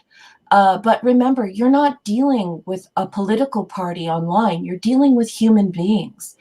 And people are more dynamic and more intelligent and more caring and more plugged in and compassionate than you realize. And I would also like to say that this whole idea that there is no one, that there is no extremism on the left is poppycock. What I've seen in the last 2 years is enough to curl your grandmother's hair. That's wow. Amazing. She used the word poppycock, ladies and gentlemen. I love it. It's just it's time for everybody to put their bludgeoning maces down and start listening to one another again, because your neighbor is a human being, and they're there and they believe pretty much all the same things you believe. And the rest of this stuff is just nuanced partisanship that has turned toxic and periphery and insanely extreme. Don't buy into it. Don't sip the Kool-Aid. Realize that you're dealing with another human being. Be kind and listen. Shut up and listen. You don't need to do all the talking. You can listen. I have learned so much from my friends in the center and on the right. And I'm on the left, and I can say that. So if I can stop myself and listen, so can everyone else. Mm-hmm. Hail Raquel. Absolutely. No, I don't mean hail. I'm not looking for props, but I thought to myself that when I joined this cast and we were going to talk about these controversial subjects, that I wanted to know, I wanted everyone to know where I stood, and that I stand for listening and for talking and for dialogue. I don't stand for bludgeoning people on the internet anonymously. People need to stop doing that. Oh man, Raquel, you are on fire tonight. Yeah, way to go, Raquel. You Clapping. again. You have a beautiful mind and an eloquent way of disseminating thought, and I can Very kind. appreciate it very much. You're very kind. much. Thank you. It's been an honor to be here to talk with you guys tonight. Way So to go. That was awesome. So okay, shifting gears, we could get into Picard episode 6. So we'll go around the horn, guys, and we'll just first of all, I'm going to ask Wes, what did you think overall of episode 6? And what if anything was your rating for it? I thought it was much better than episode 5. Much better. I think it follows the Star Trek Discovery formula, where you'd have a really, really awful episode punctuated by a pretty good episode. I think this one gets a 5.25 from me. Episode 6. I was for sure better than the last 2 episodes by far. I thought. I thought, Jonathan Del Arco as Hugh. I like his performance, and I didn't like Hugh in TNG. So that says a lot, because I've been going back to cleanse my palate by watching old TNG and DS9 episodes after I watch Picard. And I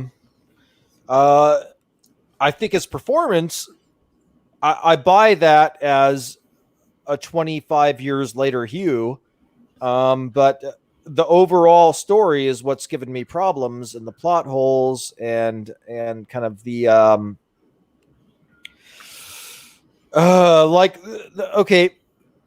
that there's too much nonsensical sex in the show. So Agnes, Dr. Girardi, just killed Bruce Maddox in the last episode. Mm-hmm. And all of a sudden, she's jumping Rios's bones. Or I know. We'll talk about that. I just wanted to get your first quick initial. Oh yeah, it's a 5.25 or a 5.5. Yeah. All right, Raquel, what was your rapid fire initial thoughts about episode 6? Well, I come from a unique perspective, because for about 40 years, I've been watching 670 plus hours of Star Trek every single year my entire life. And I am not watching Picard. However, I have my nose to the ground, my ear to the ground, and I am watching all of the reviews, and I'm watching all of the snippets. And the reason why I'm doing this is because I do not want to give them the hit. I don't want to give them the money. I don't want anything to do with it. But yeah, I have plenty to say about Jonathan Frakes, the statements he's made about producing this show and its departure from Gene, and his recognition of that, as well as what happened with Patrick Stewart, and how he went off the rails straight into this Bulgia. It's like Dante's Inferno. He's straight in the shit pit, if you'll excuse my French. But yeah, so it's all crap from here. Well said. Yeah.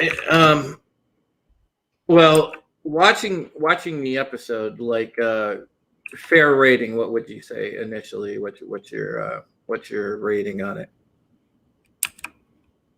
Mine? Yes. Yes. It's a negative 100 out of 100. Whoa. Okay. Well, that's pretty harsh. Damn. Oh my goodness. Damn. Whoa, I wasn't expecting that. Prisoners, girl. I love it. Wow. All right. Well, in 1991, Gene Roddenberry said to Humanist magazine, he did an interview over the course of several days. He actually said that keeping violence, overt violence, and any type of violence, keeping it to a minimum in Star Trek was just an exemplification of good sense. And when I say good sense, I'm putting that in quotes. Those are his direct words. So when we're talking about intellectual property and we're talking about an author, we know that, the author should have some say. So if you want to make a new show and stop calling it Star Trek. Yeah, you bring up a good point, Raquel, because I noticed Bear Nerd Fun. He alluded to there's a number of people actually, because I've seen the articles about this too, and this goes back to TNG. So apparently, the writer Melinda Snodgrass, she has not been paid for CBS using her Bruce Maddox character. Yep. So again, it's a blatant disrespect for what came before, and you're seeing that. But we already knew to a large degree. And granted, I have this discussion with a lot of Star Trek fans because, I'm actually a person that didn't mind the JJ movies. And let me be clear, movies. What I do mind is when you get into the TV, Star Trek Discovery and Star Trek Picard are not Star Trek. And Raquel is 100%, 110% right about that. And, to be fair, JJ deserves criticism here because the movies are kind of what, screwed the pooch on this with the stupid timeline split. Can I just interrupt to say, Stephen Ernest, I want you to know that I respect you and that I'm totally watching the comments. I don't know how to respond to you, and I don't have control over being able to highlight what you're saying and put it on screen so that we can discuss it. However, I will tell you this. I'm new to this form, and I was in radio before. So whenever I'm on a show and I'm talking with somebody, I always focus on the people who are on the show with me. And then I sort of rely on the person who's running the show to bring up a comment so that we can discuss it. And then we all focus on that caller. We all focus on the point being made by the person who would like to interject. So I'd like to apologize to you. I see here on the side you said that you would like it if we would please, pay attention to the comments and reflect on them and comment on them. I want you to know that I am reading and that I do care about what you're saying. Wait. Yeah, so he was mentioning on the earlier topic about extremists being on both sides, and I mean, it's kind of what you alluded to, Raquel. And he was 100% correct, and I told him in the chat, he was spot on about that and everything else.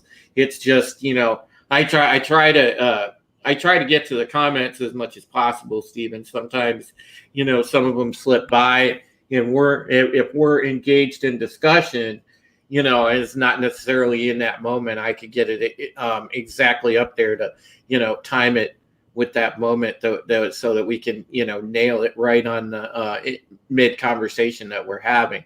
So again, hey, I apologize too. It's all good. Man, I don't know how these guys with like hundreds of thousands of subscribers do it, because things start flying by pretty quickly when you get into a topic, even on our channels. And it's like, Well, I think they do the same thing as we do in radio. They have somebody in production, like one of these guys with a wrench, and they draw the comments to our attention in the private chat, and then we're able to accentuate them and deal with them. But it's you need a little bit of production here, hey? Wrench me, Drew. Wrench Raquel. I don't even know how. I'm learning. I could produce a radio show for you, but I'm just learning, Wes. Yeah, well, Drew can wrench us both right now if he wants to. So. No, it's funny because Raquel, I've talked to you before. I told you I have that degree. I mean, my degree is in broadcast journalism and communication. So I could do a radio show. Totally, I could produce a radio show. But on the StreamYard side of things, sometimes it gets it's different territory over here. Yeah, there's lots of stuff happening. Anyway, I just wanted all of our viewers tonight to know that this show is about you, not about us, and this wouldn't be a show without you. So please keep those comments coming. we're reading them, and we're definitely going to get to them. And we respect your views, your participation here, and thank you for letting us come into your living rooms, into your phones, and into your computers. You guys rock. Yeah, and Hail chat. hello, according to Kirsty. It's good to see you. I'm glad you came in and talk about somebody that's a great supporter. Christy's always been a great supporter. And you, Stephen Ernest, I remember you stopped in my birthday stream, and I often see you in the Bounding into Comic streams when we do our stream where we have the writers panel. So I appreciate you and Angela Straben and all the people that popped in here. I mean, wow, we got a good turnout tonight, man. It's been solid so far. Very good. But no, if Raquel, if you want to touch on that thing with Jonathan Frakes, I know you're pretty passionate on that. And I'm pretty upset about it. He admitted that that he wouldn't have been able to get away with any of this if Gene Roddenberry were alive. And to me, that speaks volumes. And now we're not just talking about morals and ethics. We're talking about IP. So let's say Wes writes a wonderful novel, and it's a beautiful novel, and he has a specific ethos. He has a specific ethic, and Wes is hopeful, and he's trying to draw people towards technology and growth and a better world tomorrow. And somebody just comes along and says, you know what? Well, Wes has kicked the bucket, so let's take his story, and we'll write something that's the polar opposite to everything that Wes believed. But we'll put Wes's name on it. Mm-hmm. Yep. At some point you have to. I think the newer fans are going to have to realize that we have nothing against this new science fiction. It's just the fact that it's not Star Trek, right? It's not Star Trek. I mean, obviously, we as science fiction fans, look. We have open minds, and yes, Stephen, if you actually Google, you can find the stuff with Jonathan Frakes. It is out there, freely available online. There's a number of articles about what he said. And Drew, you can grab it from my. I have the original source material. It's on my Twitter wall. If you want to grab that URL and slap it up into the chat there, and then people could go and have a look-see for themselves. But yeah, he's the gloves are off. I mean, he said, yeah, this is what I'm doing. Yeah. Oh boy, this is so so Ensign Ricky said you give Roddenberry too much credit. No, actually, I'm not giving Roddenberry too much credit. It's his intellectual property. If it weren't, he wouldn't have received the paycheck, right? Yep. Yeah, I mean that's true too. I see where you're coming from. Like if I wrote something like oh God, what's the silliest principle I could come up with? Okay, if I wrote something and said, I fully believe in full frontal nudity. I want full frontal nudity the entire run of every show, and it's going to be in there because it's like the code I believe in. Well, I kick the bucket and somebody comes out and then they start writing shows where the cast is fully clothed, and then they say, oh, this is Drew Taylor's vision. I'll be like, I'll be rolling over in my grave like, you jerks, because hey, full frontal nudity.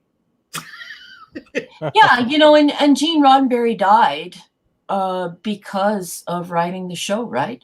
He was a typical artist who was one of those tortured artist people who did a lot of drugs and tripped out and wrote these crazy science fiction stories. And he's a lot like Stephen King. Stephen King got in a massive bag of cocaine and started writing. And so, you know, he was the tortured artist, and this is his baby, and you know, and what he did was quite wonderful. What I don't understand is this attachment to calling it Star Trek when we know that it is in direct you know, defiance of that vision, and that it does not look like, it doesn't smell like, it doesn't talk like Star Trek at all. If these fans are so hopped up for this stuff and they love it, let's just make something else. Let's make a show, and we won't put Star Trek on it. We can call it anything we want, right? Because if the current story is all that matters, then why do they need the name?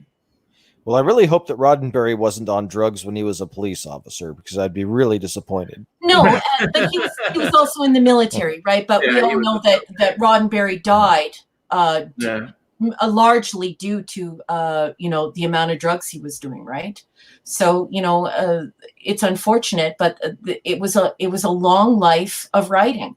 And, you know, I studied Comtech as a master's degree. My undergraduate degree is also in comms with a specialization in writing. And I studied chiefly editing. So I'm used to working with writers. I love writers. I respect writers. But I also know that a lot of them are tortured. And it's not easy to produce a book in 2 or 3 years, to sit down and say, you know what, I'm going to write 185,000 words. And so a lot of them, you know, use a little bit of an enhancement to stay awake, or to dream, or to focus their thought, or whatever. And I'm not condoning that. However, I am saying that Gene Roddenberry just wasn't some producer of a show. I mean, a lot of these new fans, they don't even know about planet Earth and things like that. Like, they don't even understand the body of this guy's work. He was a pretty intense and wonderful writer. You know, in my master's thesis, I talk about the fact that the physicists and the folks at NASA and the people, especially Cooper, who invented all of the modern gadgets we have today, they directly say that they wouldn't have invented it without Gene Roddenberry. So the Cooper is on record saying he would not have invented the cell phone if he didn't see Kirk pick up that communicator. So Gene Roddenberry conceived the idea, and then a scientist came along and put the guts into it. So these people who are like, oh, pish posh, Gene Roddenberry, who does he think he is? He's just a television producer. Well, you know what, folks? This wasn't the Love Boat. So get over yourselves. Well, the thing is the you know, and I linked the article in the chat, by the way, guys. So the article that Raquel was referencing that she used for her Twitter post, I posted it in the chat. So there you go. But yeah, you know, it's like Frakes totally contradicts himself, because, you know, I know he said in that piece that you know, it honors what Roddenberry laid out in terms of optimism and respect toward themes like racism. And all of those elements are sort of strongly rooted in this show. No, they're not, because there's no, where is the underlying feeling of hope? It's nowhere. This is complete dystopia Trek. Mm-hmm. And dystopia can work in a sci-fi show. You know, if you watch The Expanse, by the way, which I encourage everybody out there to watch The Expanse because it's outstanding. Mm-hmm. A darker tone can work, and it works for The Expanse, you know, because it's its own unique world. You know, you take something like the Orville. Sometimes a darker tone works in that, because again, the Orville is its own unique world, and while it's a little bit lighter hearted, the sort of darker tone at times can throw that curveball to the viewer and bring, you know, a little bit of you know, heavier exposition to the situation. In this show, in Star Trek, you're usually working around the premise that underneath it all, no matter what the conflict is, there's always hope. Mm-hmm. Well, there's no mention of that or no, personification of that in this show. There's nobody, it seems, that's fighting for that, and in turn, for this being branded a Star Trek show, the viewer immediately is uninvested in the characters. Now, even Jean-Luc is portrayed as very feeble. He's portrayed as and I understand, before you say, oh, he should be feeble, he's old. Well, let's look at the fact of, he's constantly disrespected. He's talked back to. And I'm sorry, the Captain Picard, the traditional Captain Picard that we know, I mean, he was Captain Jean-Luc Picard, goddammit. He had some nobility to him. Yeah, but there are other issues involved with that too, though, right? Like Patrick Stewart came right out and told Variety in an interview with Variety magazine that the only way that he would come and make Picard was on the several conditions. One, that he could do some type of pitbull advocacy. So everybody was on board with that. So they were like, "Wee, let's do that." And then he said, I want to do something like Logan. It's got to be dark, and it's got to be like psychological and transformative in that way, right? No, he sold out. He sold out. Yeah, I think so. He sold out. Not psychological at all. And then now let's drop the real bomb. He said, I want to deal chiefly with two issues. If you want me to sign on the bottom, on the dotted line, I want to deal with Brexit and Trump. Yep. If we can do a show where we can advocate for pit bulls and it's dark. Yeah, which he means tackle means like totally bash on it. Well, we know that. We know that Roddenberry said. Roddenberry said it's. I think dealing with politics is important, but you know what he also said, and this is a quote almost verbatim: "If you get yourself into a situation where you're telling a story and you start turning people off by being political, you're merely demonstrating to me that you are uncreative and this is almost a direct quote, you're not doing your job." A lot of left-wing people don't seem to see what Brexit really represents. They seem to be attacking it as being a racist, xenophobic scenario, when there's actually some real, small government arguments for Brexit. And what they're basically doing with Brexit is eliminating, an unelected, for the most part, central government. And I don't understand why a lot of leftists can't see that. The closer that government is to the people that it governs, whether that's local, state, or however you want to phrase it, tends to be more democratic than it is when you get into national and international politics. And so there's a big disconnect here, I think, between the folks that want the Brexit and the Remainers.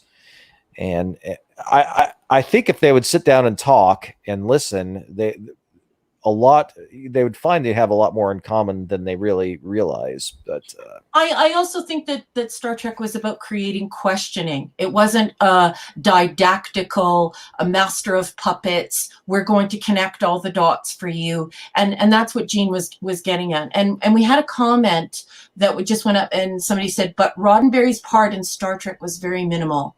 I would like to say that, I respect all of the people who are participating in this conversation. I would just like to say that is just complete and utter balderdash. And usually in these types of conversations, what ends up happening is that then the people who are running the show are beholden to prove that Roddenberry's part in Star Trek was more than minimal. This is grade 2, maybe grade 1, maybe kindergarten rhetoric. You, Ensign Ricky, go on the internet somewhere and find me conclusive proof that Roddenberry's part in Star Trek was very, I like that how you modified that, very minimal. The man wrote all the way to data lore. Are you kidding me? I think in the 3rd season of TOS, he didn't have as much involvement in the 3rd season of TOS, and then in the 3rd season to the 7th season, everything after that in TNT, he had less of a role than he did before. Right, but he was writing and rewriting all the way to data lore. This is fact. Ensign Ricky said, "I could tell you the whole story, but I'm not in the panel." Yeah, well, the thing is that it's not that you're in the panel. It's that the thing is that we're citing references and you're not. So this isn't about opinion. This is about facts. So if you have some facts and you want to provide them to the panel, we'll discuss them. But to come here and say that Gene Roddenberry had a very minimal part in creating Star Trek is just inflammatory and ridiculous and very elementary, and I'm not going to entertain that. I just think that that's silly. I just think you're looking for a fight and you're just talking nonsense. Well, no, Ricky. Well, he says his part in Star Trek was very minimal. Yeah. Now, in the motion picture, he had a very prominent role. And if you want to go to the movies from 2 to everything after that, he did have what might be described as a very minimal role.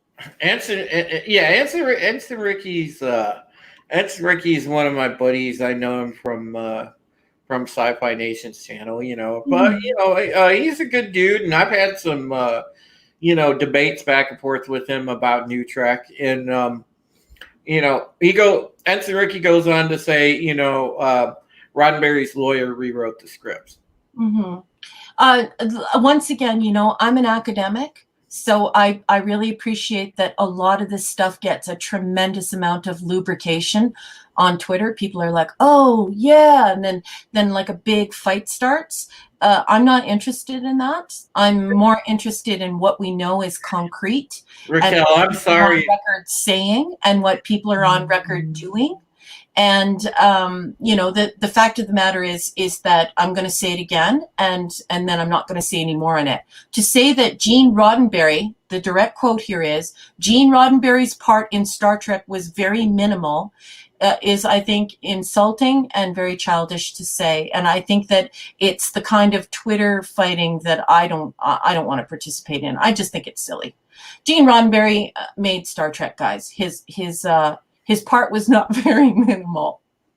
Raquel, we can say that in the end, he received help, that people co-wrote with him. We can say all of those things, but we can't say that Gene Roddenberry's part in Star Trek was very minimal. Raquel, I'm sorry. My male mind went to a bad place when you said lubrication.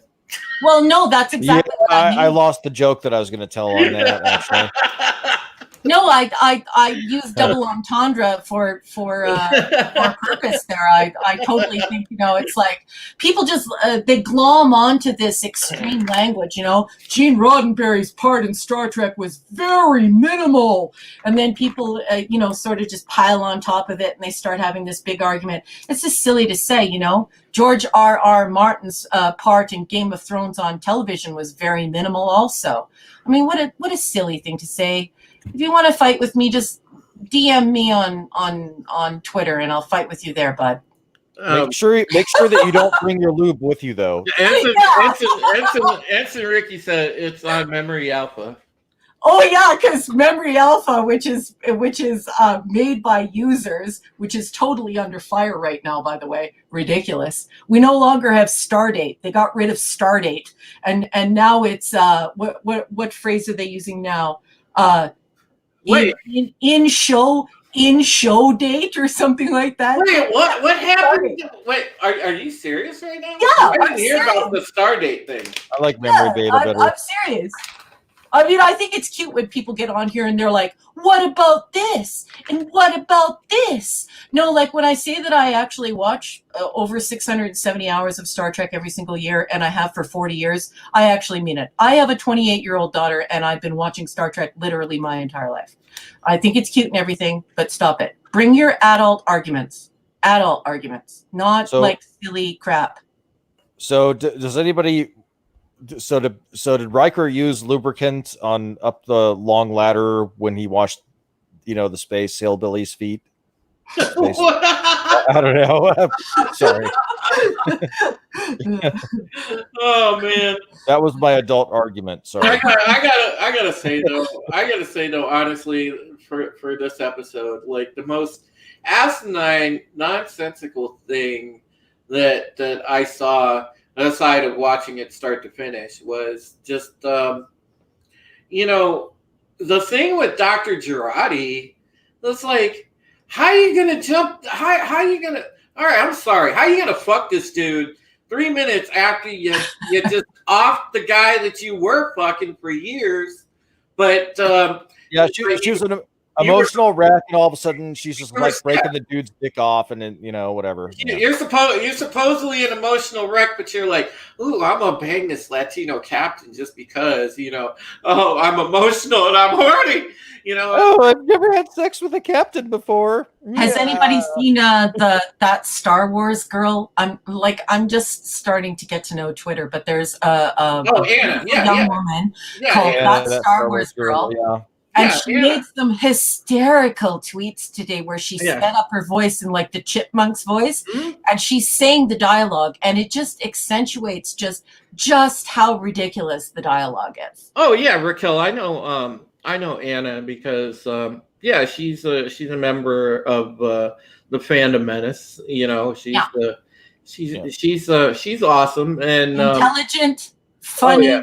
Hysterical. Her tweets today were absolutely hysterical. It just showed like that the dialogue has been reduced into just complete nonsense. But she knows belief anymore. This is like a daytime soap opera now, and people are just like, what? What did they call it? Stephen Hawking used to watch Star Trek. Stephen Hawking, Isaac Asimov, these physicists. People, Gene Roddenberry used to call up folks at NASA and they would call him and actually give him shit and say, that can't happen. This is how you need to explain it. And there was all this wonderful stuff happening. Now, it's the mushroom spore drives Nintendo here on Discovery. And then we've got this soap opera happening where, it's all hot and heavy and ridiculous. And it's a total ripoff of The Expanse. I mean, what are we in, a cargo container? Oh man. I could get on board with my verisimilitude, to quote Robert Meyer Burnett, because it was described as astromycology, where it's not necessarily mushrooms, but a spatial phenomenon that behaves like mushrooms. I could get on board with that, but then they undercut themselves with the whole Red Angel bullshit. So, Yeah. Well, the idea wasn't that it would be pure science. What it is, when you look at it in academia, is it's futurism. And this is why we saw people like Cooper going and saying, well, I'm going to invent a cell phone. Star Trek has always had this aspect of futurism to it, where we're trying to move science and technology and thought and humanity forward, not what's going on now. And I really, everybody online wants to make this really super complicated. It's not complicated. You have a whole bunch of people who saw that Game of Thrones and shows like this and The Expanse were super successful and really awesome. And so they decided that they were going to try and make Star Trek cool. Star Trek is not cool. It's for nerds. It's not cool. No, it was never meant to be like edgy and cool. It was the intellectual science fiction show. It was canceled because it was too cerebral. Space ice skating isn't exactly cool. Yeah. I saw that. Isn't that terrible? It's like It's like, what was that movie with Tom Cruise where he comes skating across the floor in his socks? Oh yeah, he was a bartender. Yeah. Oh God. Bartender? No, wait. Cocktail. Yes. Cocktail. No, was it Cocktail? No, I thought it was the movie before that. Anyway, Risky Business. Risky Business. Yeah, before the dentistry. This is Tom Cruise before the dentistry, folks. Just slide across the floor. You know what? Got to start in The Outsiders. I love The Outsiders. You know what's funny, you guys, is the fact that later in this episode, when Picard is making his grand escape off of the ship, off of the cube, I like the fact that they totally ripped off a Stargate. Because there was a total rip off of a last second run out of the gate moment. Yeah. And I'm like, my God, can you steal from enough stuff, but do you have to steal from Stargate? Well, they didn't just rip off Stargate for that. They ripped off Tron too, because if you'll notice that the thing that rises up out of the floor is very much the same shape as like what do they call those things on Tron? The things that rose up. I forget. That's been a while for that one. Recognizer. Recognizer, yeah, it looked like a recognizer rising out of the floor. Yeah. But then I just don't understand, like, how did they get away with this? Because you can actually see that it's this piecemeal assembly of other people's ideas. And I know when we're talking about intellectual property here, and we're talking about Raquel, did you hear about the stuff with Discovery and Nas Abdeen? Yeah. Yeah. Of course, yeah. So hashtag justice for Anas. So there's already been cases of plagiarism on record, and they're not paying Snodgrass. Did you guys hear about this? Yeah, I did. Yeah. Crazy. So the thing is that I just don't. I think that there is a fundamental lack of respect for IP and for artists and artistry, authors. I just think that people, I'm sorry to say, I'm just going to come right out and say it. I think that people in a digital culture think that they can Google everything. You know what I mean? Like Gene Roddenberry doesn't matter, and George R.R. Martin doesn't matter, and Stephen King doesn't matter. You could just Google all this. Like Walter Mosley doesn't matter. Yeah. They got rid of Walter Mosley in a hurry.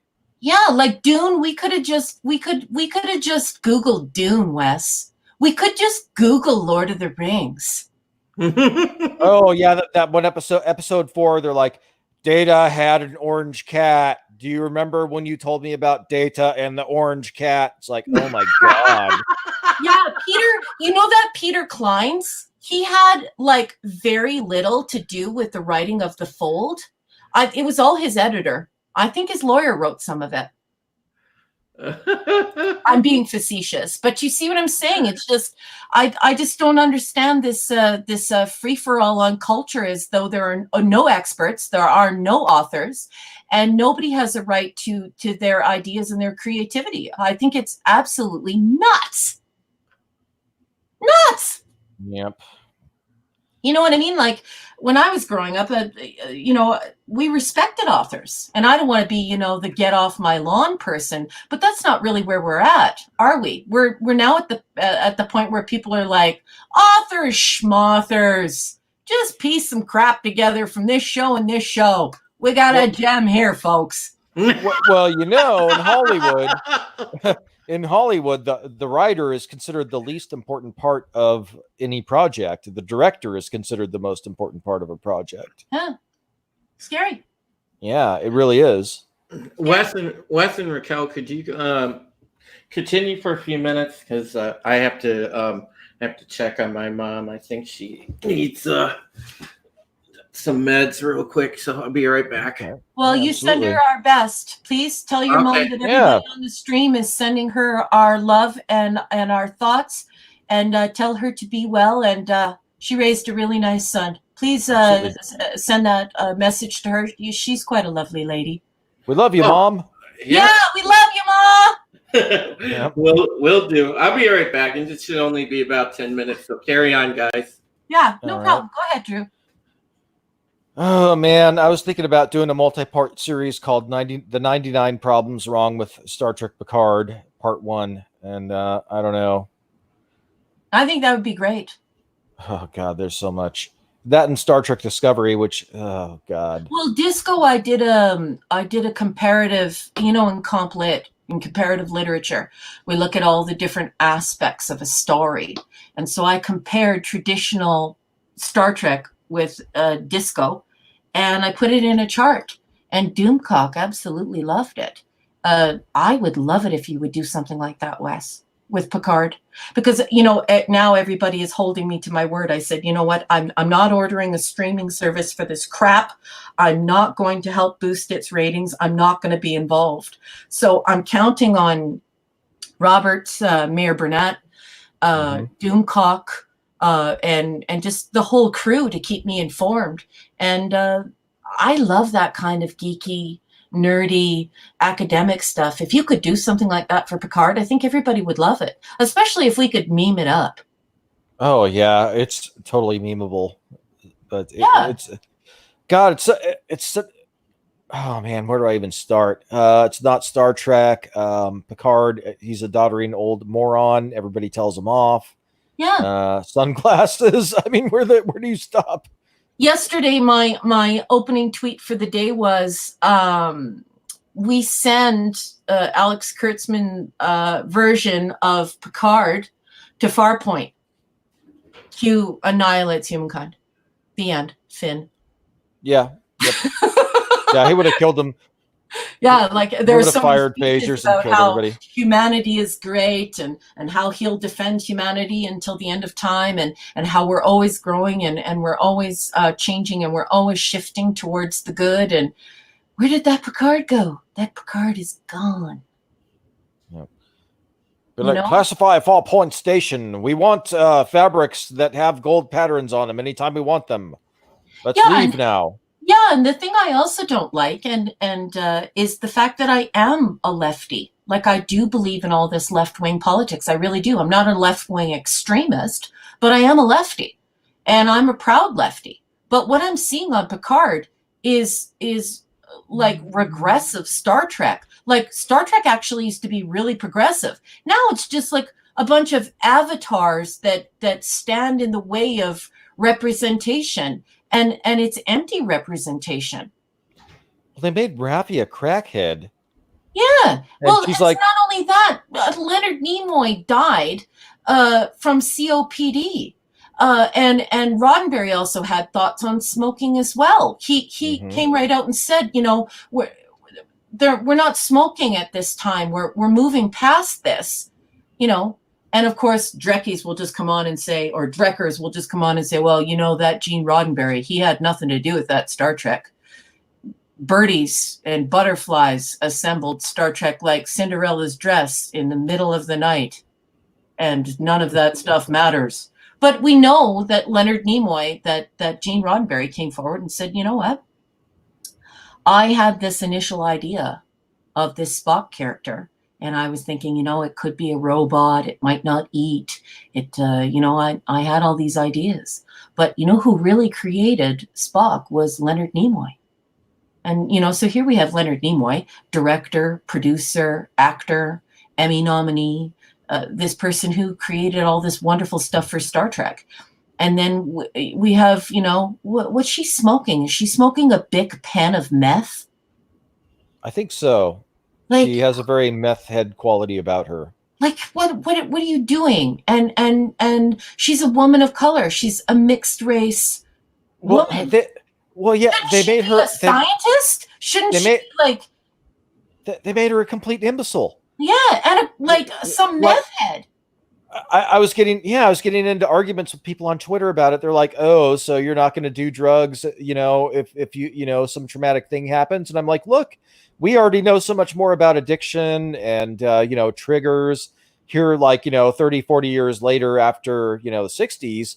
I imagine in the 25th century, they're going to know about the psychology of it and, the genetics of addiction and what the triggers are. And then, as far as her work getting a security clearance, I mean, they're still going to have to give security clearances for, some of the delicate missions she was involved with. They would vet her. There would be a background check. There would, even in TNG with Wesley Crusher, there was, as a cadet, they had a psych test for him. And they would have vetted her out. She would not. They would say, "Well, you're not suitable for this sensitive mission." And we're supposed to be in a current in a society without currency. We have replicators. What is she doing out in the middle of nowhere with nothing? Just saying I don't have anything, and just none of it goes with canon, and online you see all these people and they're incredibly angry defending this show. It just makes no sense. It's like you come into Dune and you say there's no spice, and then you just turn around and say, well, you know what, that author really didn't have anything to do with the writing of this story, and you know what, we don't need spice in this story. Well, I mean, fundamental elements of the storytelling, and you're just like, that doesn't matter, man. And oh my God, see, we're getting into the 99 problems here. Right? Rafi. Okay. So we're going to assume that she was honorably discharged from the Starfleet, in which case I'm assuming there's a 25th century equivalent of the VA in the 25th century where she could get treatment, or there would be some sort of medical care. And she's like, I got medical care. I live in a hovel. And why didn't you contact me, JL? And it's like, bitch, you just found Bruce Maddox. You couldn't have found Picard, and you couldn't have contacted him. It's all on JL to contact you. I mean, what the fuck? And Wes, let's talk about that. How many episodes do we have of Picard 100% explicitly saying, if you call me anything but Captain, like JL, where did that come from? I mean, he was giving the daggers to people who were tricked into calling him Jean-Luc. Yeah, it's like that. Oh, they want you to call you, very they want you to call, man, right? Yeah. He's a very formal man. Why are they calling him JL? He would have been, my dear, I've been in Starfleet since before you were born. You will address me as Admiral or Admiral Picard. Yeah, exactly. It's just. Well, but see, Rafi wouldn't even have gotten that far, because she would have been vetted by Starfleet with her psych evaluation, and they would have said, no, Rafi's not exactly material for this mission here. Yeah, Rafi, why don't you be a lieutenant somewhere on some mid-level ship and just swab the decks or whatever. Yeah, it's like I've been saying to a lot of my friends is that it's actually to the point now where when I see people defending this, I actually think it's comical. I just won't even argue with them anymore. I just think it's silly. Like, there's actually a consensus that this is now farcical. Like, it's a farce. Like, people are amused by the rapid departure. It's so divorced, it's so diametrically opposed that it's not even worth the reticle anymore. It's the only thing that's keeping me watching it right now, is the fact that it is a farcical. Yeah. If I didn't have a YouTube channel, I wouldn't even be bothering with it. No, you know what I do think that it is, and you'll pardon me if I'm correcting you and telling you about your feelings, but I can definitely tell you what I know of all these wonderful Star Trek fans. We're not negative.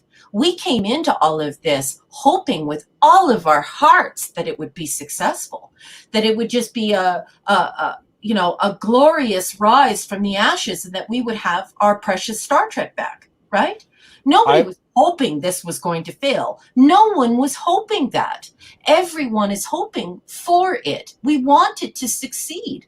So when people are like, oh, that Wes guy, that Raquel lady, that Drew guy, whatever, that they don't realize that when you're invested in the canon and you've been watching this show and you're used to the story and you love the author and you love that authorial voice. When somebody says to me that Gene Roddenberry doesn't matter and that he had very little to do with Star Trek, it amazes me, because it shows me such a lack of education on the public's part when it comes to authorial voice.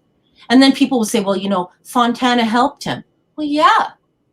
When you're looking at The Expanse, you're looking at multiple writers, but they all come together to play off of one another to create something beautiful. If somebody decides to completely and radically change that story, and people get used to that authorial voice, whether it's a chorus or a single person, it should be acknowledged. And to get on the internet every day and say, nothing, what are you talking, what, there's nothing to see here, nothing to see here. Oh, we need to update it for the modern age. Like, Yeah, what? it's What the there's heck yeah, are you talking it's about? a huge shift. If I started writing for Stephen King, people would know. If you started writing for George R.R. Martin, people would know, because we get attached to that authorial voice. We get attached to the tone, to the mood, to the way that the person tells the story. You know, and respecting that, and loving our artists and loving craft and loving expertise is something that I think is missing in this digital age. And it's not about get off my lawn. It's really about the digital age. It's changing the way people see story, and they don't respect it anymore. And it's really scary.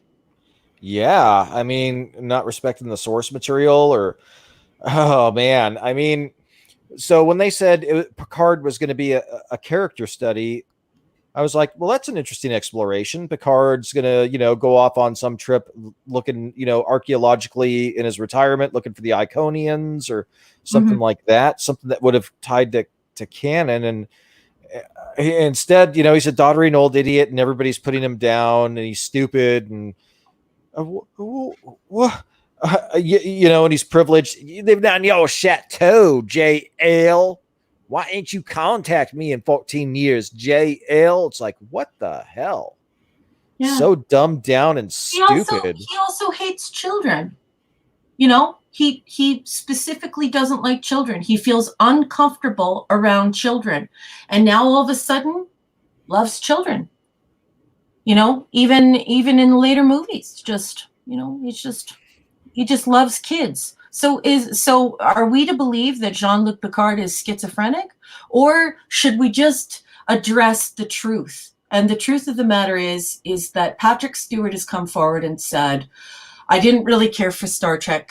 I don't really believe in this whole utopia thing, but guess what you can do to get me to sign on the bottom line?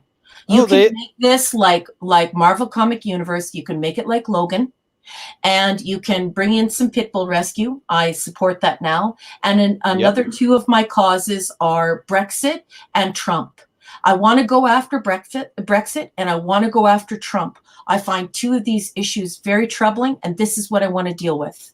And the sooner people just, to tell you the truth, Wes, I think it's kind of weird.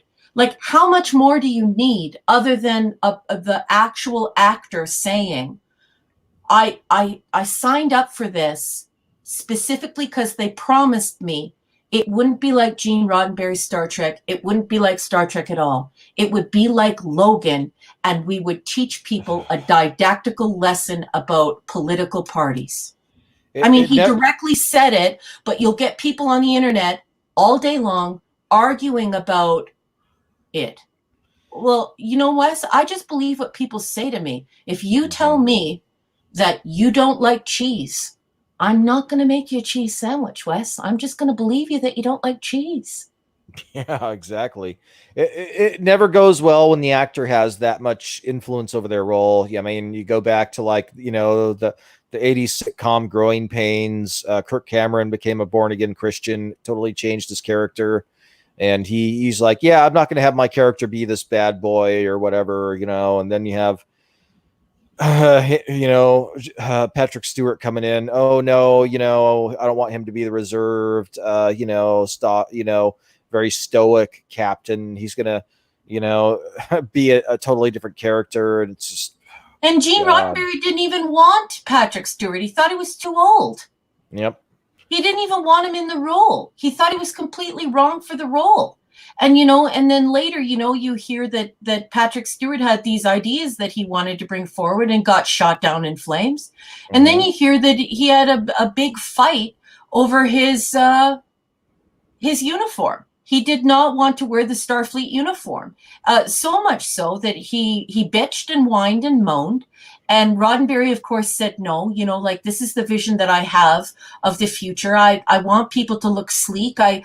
This is the way I want the uniform to look, because when people are in the military, they have a specific uniform. And so Patrick Stewart went to his chiropractor and came back with a note. And it was the only way that he could get him to abandon the costume. So there was problems with casting. There was problems with the way that the character was being portrayed. There were problems with the costuming, and he didn't want to be involved. And then you hear all this talk with Frakes about how, they went back and forth about how he quit the Royal Shakespeare Company for this. So, really, don't tell me that these people are 100 proof amazing people who just love and support Star Trek and they're all a part of the big Star Trek loving community. They're not. And this isn't Star Trek. It's not Star Trek. It is very much not Star Trek. And man, I'm getting attacked left and right on Twitter over this. I think a lot of these people are paid trolls, but I don't know. Oh man, it's just like ridiculous. I have fun with the trolls. That's fine. You troll me all you want. It's a free country. You put yourself on YouTube or Twitter. You're putting your. But here's the thing: it works the opposite way too. You make a shitty show, and you have to be open to that criticism as well. Yeah, the show sucks. It sucks really bad. And the fact that the numbers are so bad proves the show sucks. So, it's not a runaway hit. It's not Game of Thrones. It's not The Witcher. So something must be going on here. Where I come from, if something looks like shit and it smells like shit, it's probably shit. I don't actually need to touch it. Oh, I'm back. Well, they're trying to feed it to us right now, so that should tell you all you need to know. Thank you so much, Wes and Raquel. I apologize for the delay. My mom, I had to make sure she took her night meds, and then she was having some pain in her shoulder, so I got her situated with the heating pad and whatnot. You're beautiful, Mom. I feel so bad. I got to duck out here pretty soon too, because I have to go and give my dog some heart medication. But I think it's very sad and very scary that you're getting trolled hardcore over this stream, Wes. Yeah, it's coming from all ends too. I mean, I think the studio is actually trying to shut me down. They false flag copyright struck me a couple of times now. So, yep. So what did I miss, folks? Well, Picard sucks. He's out of character. Rafi's a crackhead. She's a horrible black stereotype that's supposed to represent diversity. Yeah. Why did they? Oh my God! They've horribly stereotyped that woman. Like I don't understand. That's a problem I have.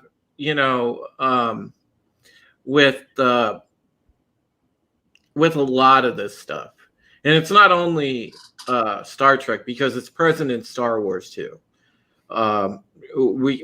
Finn was stereotyped pretty badly. Oh God, he was stereotyped. He was like a fucking janitor, and he's like a buffoon. This is what I mean. This is what I mean about this empty representation. Like, if you know that the author really is behind, like, extreme progressive values, like Gene Roddenberry was, you see it. It becomes evident. A great example. Khan Noonien Singh was somebody who was Gene Roddenberry's friend, and he lost contact with him. So he named the character after this mixed race friend of his, and put the name out there because he was trying to reconnect with him, and he didn't have an internet to do that. And so when we see this mixed race character come on board, and we see all these Singhs in Gene Roddenberry's universe, I'm feeling pretty happy. A lot of my friends are Singhs. A lot of my friends are Punjabi. And to be Punjabi and to use a Singh, it means that, you believe in Gurbani. You're a Sikh. And then with the new, I believe Star Trek ended in 2005, but the new stuff that comes out, it's a guy from England. Benedict Cumberbatch is a mixed race Sikh, and his name is Khan Noonien Singh. Really? Yep. What? Hello, is this thing on? Tap, tap, tap. Like, I don't understand it. I want real cultural transformation where people of color and multiracial, multicultural people have a platform to be amazing, to be average, to be good, and to be bad, but not to be these avatars of representation. These are human beings, and we need to respect people as human beings, not just as a avatar of what they represent. Well, again, this goes with in line with Hollywood kowtowing to that extremist mob mentality. They're taking this. Everybody's in this contest, tripping over themselves to say, oh, look at us, we're virtuous, we're inclusive, and we're filled with representation. But what they're not doing is coming up with actual strong characters from these backgrounds, that have an original storyline backing them up. There's no respect to these minority characters one bit. As you pointed out, with Finn, he was absolutely 100% from the get-go marginalized. Rose Tico, marginalized. You take even to a degree, and I could point this out from the JJ movies. Sulu, marginalized. You go to Picard, Rafi, total just ghetto representation of a black person.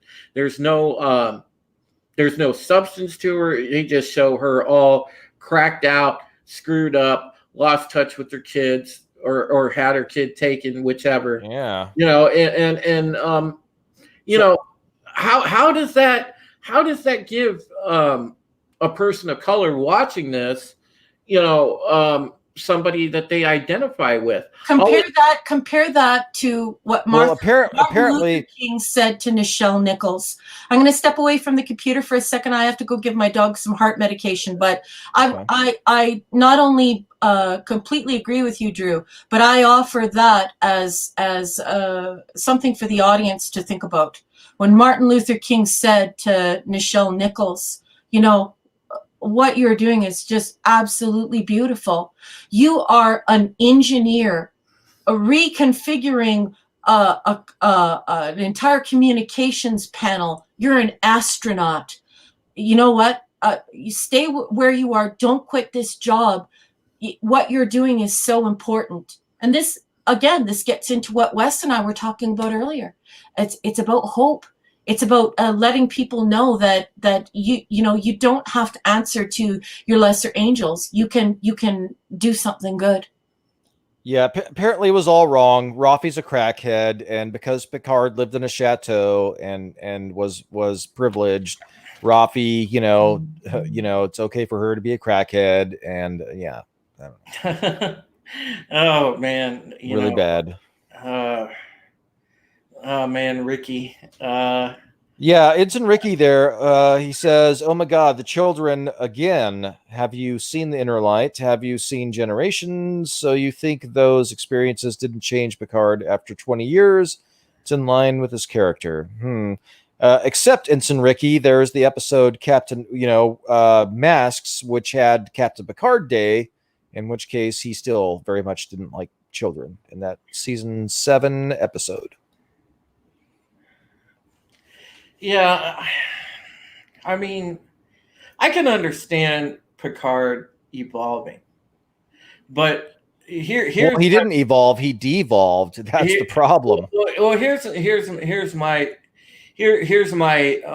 problem with Picard and Ricky. I know you and I we butt heads over this. Not as bad as me and Jay. Shout out to Sci-Fi Nation, my boy. I butt heads with Sci-Fi Nation all the time over Picard too, because to me, I would like to think that Jean-Luc might be in a more introspective and questioning place, possibly in his old age. I can get on board with that. But my problem is that he seems like, especially in his interactions with women or anybody else for that matter, he seems like he's lost his balls. And I go back to something like, for example, I was just watching Insurrection the other day. The impassioned speech that he gives Doherty about forced relocation of those people. Yep. Of the Baku. And then, you go back to the fire that he had when he wasn't going to give up the Enterprise, when the Borg had taken it over in First Contact. Picard's lost all his inner fire. Yeah. And that bothers me, because he just immediately, it's like he almost ducks and covers when these women sort of raise their voices at him. He doesn't stand his ground ever. No. And it's completely uncharacteristic of him. He's completely stepped out of his character. Did you guys address this inner light thing? Yeah, I did. That was an alien experience, not Picard himself, right? Well, my take was that so Ensign Ricky says that his experiences changed him, and I referenced season 7 episode Masks, where Captain Picard Day is there, and Captain Picard's like, when are we gonna have a Captain Riker Day? And he still doesn't like children in that episode. Yeah, he doesn't. He just doesn't feel comfortable with that, and I think that that's great, because I also think that it's very important for people to realize too that if you're talking about freedom and you're talking about progress, people also have the right to not want to have kids, and that doesn't mean that there's something wrong or something broken about them. And the fact that he loves women, and that he loves his crew, and he loves his ship, and he loves his career, and that he does not need to have children, that's okay. We don't need to make everybody have kids. And what happened on the Inner Light was an alien experience. And what happened on Generations, you'll hear many people argue that is not canon, due to exactly what Wes just said. We have so much we have so much on screen time of Picard swearing up and down that he hates kids. Yep. Yeah, and I can go either way with the fact that he wanted a family, only because I don't think he did. I lean on the side of I don't think he did. But there were some things like certain interactions like that he had, again with Beverly, which it's criminal that Beverly's not in this show, by the way. That we know of, but yeah, the leaks say she's not. And what about the nature of the Nexus? Like, we're not 100 proof on the nature of the Nexus either, right? Because when we look at Kirk, is Kirk the guy who you think is going to end up chopping wood in the mountains and cooking a lady eggs? Well, sure, maybe for the first day, but I mean, he only had one love in his life, and that was the Enterprise. So, it's also the fact that we can't just go, but what about? Well, it's silly. I do think that Picard's relationship with Guinan was a fertile ground for more exploration that was not explored in the show. Yeah, especially her powers. Yeah, her powers. What the hell was she capable of, Wes? Yeah, exactly. Well, I mean, accused. This creature is not what she appears to be, And then she's very long-lived. Like, what's going on there? Yeah, and the claws go up. Yeah, what's going to happen with her hands? Like, what happened when she raised her hands like that? Something happened. Nobody ever speculates like that for nothing. That's one thing. Yeah, but also, where she was talking to Riker in the Best of Both Worlds, our relationship goes beyond friendship. It goes beyond family. It seemed to imply that he and Guinan may have been lovers. Yeah, and I thought that would have been an interesting exploration. I thought they actually had more chemistry than he and Beverly. Well, Well, that would have been in keeping with Gene Roddenberry, because of course we know the big elephant in the room was that Gene Roddenberry was, or so they say, Yeah, with several reliable Nichelle. sources. Yes, at the same time as Magell. Well, Nichelle Nichols has been the one that's kind of open the a lot of people Yeah. though back then got around, so that's not. But I love the fact that, exactly hot that news. it's interracial. Well, I mean, as a character study, that would have been an interesting place. Oh to yeah, explore. absolutely. Well, they never established really in canon the El-Orians in general, what exactly their capabilities were, or Yes. they're big mystery. Yeah, Yes. absolutely. Yeah, when you go into Time's Arrow, we'll never meet, and this kind of stuff. I thought that could have been an interesting exploration. Like, why does this person with all these powers end up on this ship? Oh, well, she has some sort of relationship with Picard. I thought that would have been an interesting exploration that wasn't explored on the show. I completely agree. I do want to say this though, like because to be fair, Ensign Ricky, look, man, you're my boy. Nobody's trying to like hate on you, dude, for loving Picard.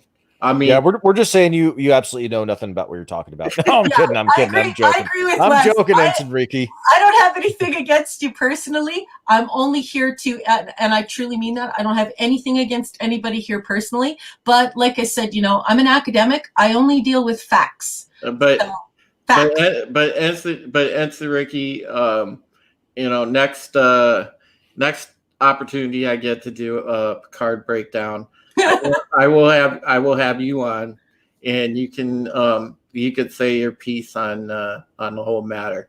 That would be nice, because then you could have like a total like reality thing on a Picard, which is this show, the reality of Picard, and then you could have the I love Picard show. Right? It'll be great. Then you're totally providing balanced a balanced look at the show. They're going to fix everything. Picard's going to wake up. There's going to be an outline of Guinan in the shower, and she's going to pull back the curtain and say, she's going to say, "Miss me?" We got no, Wes, computer, end program. Oh yeah, there you go. We've got Mikhail Wolf says, "Got to get going. Great stream, people, and Raquel should come on more often." Very kind. All right, thanks, Mikhail. Mikhail Wolf, I absolutely adore this woman. I try to, get her on.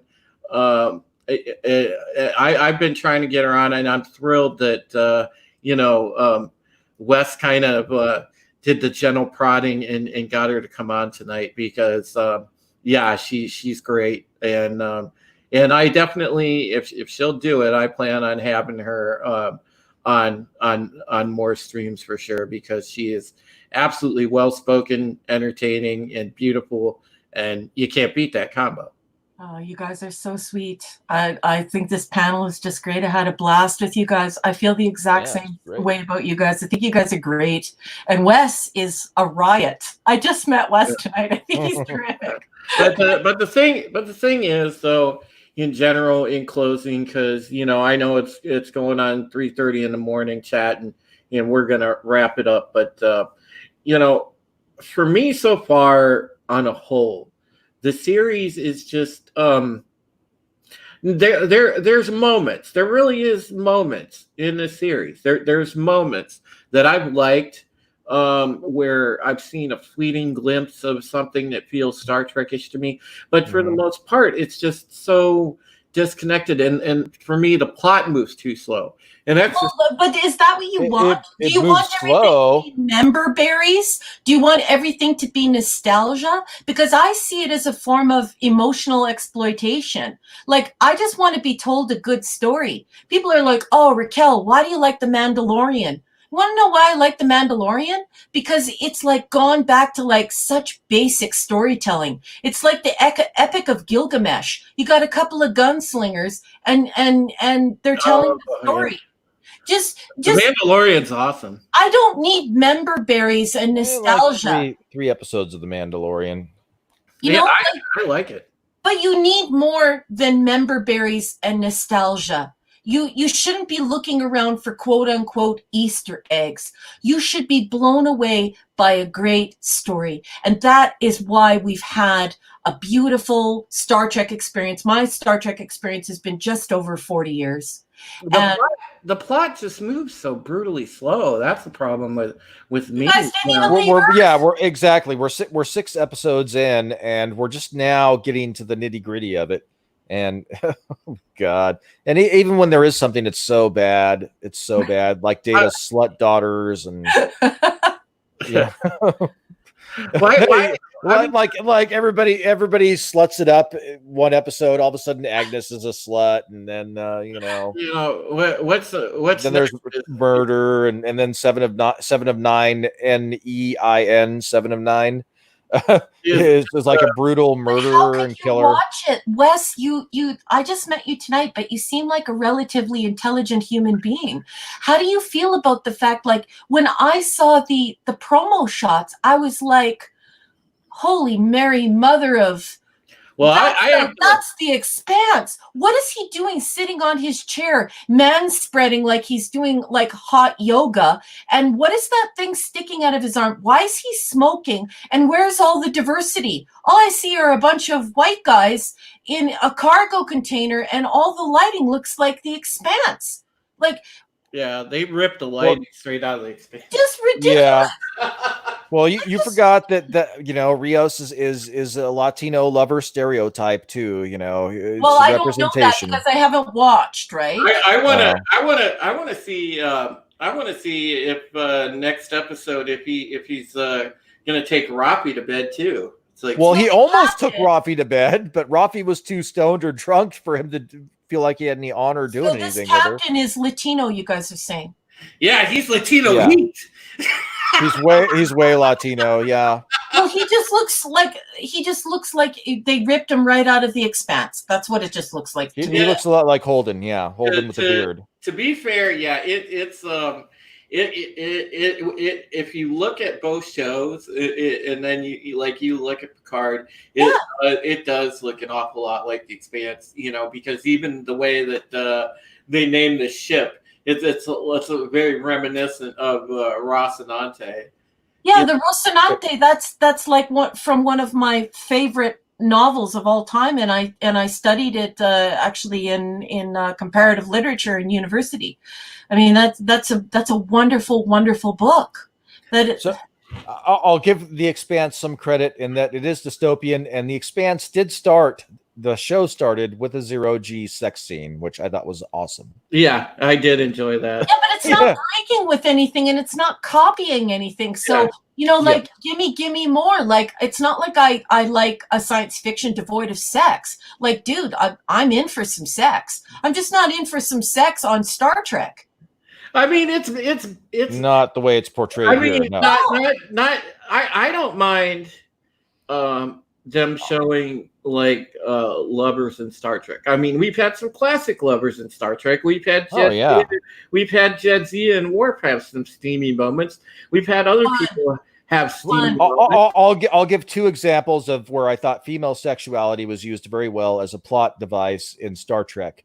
The Host, which was a Beverly Crusher one where she fell in love with the Trill. Yes. And the Trill switched bodies, and she's like, okay, well, it's in Riker's body, but still I love Odon.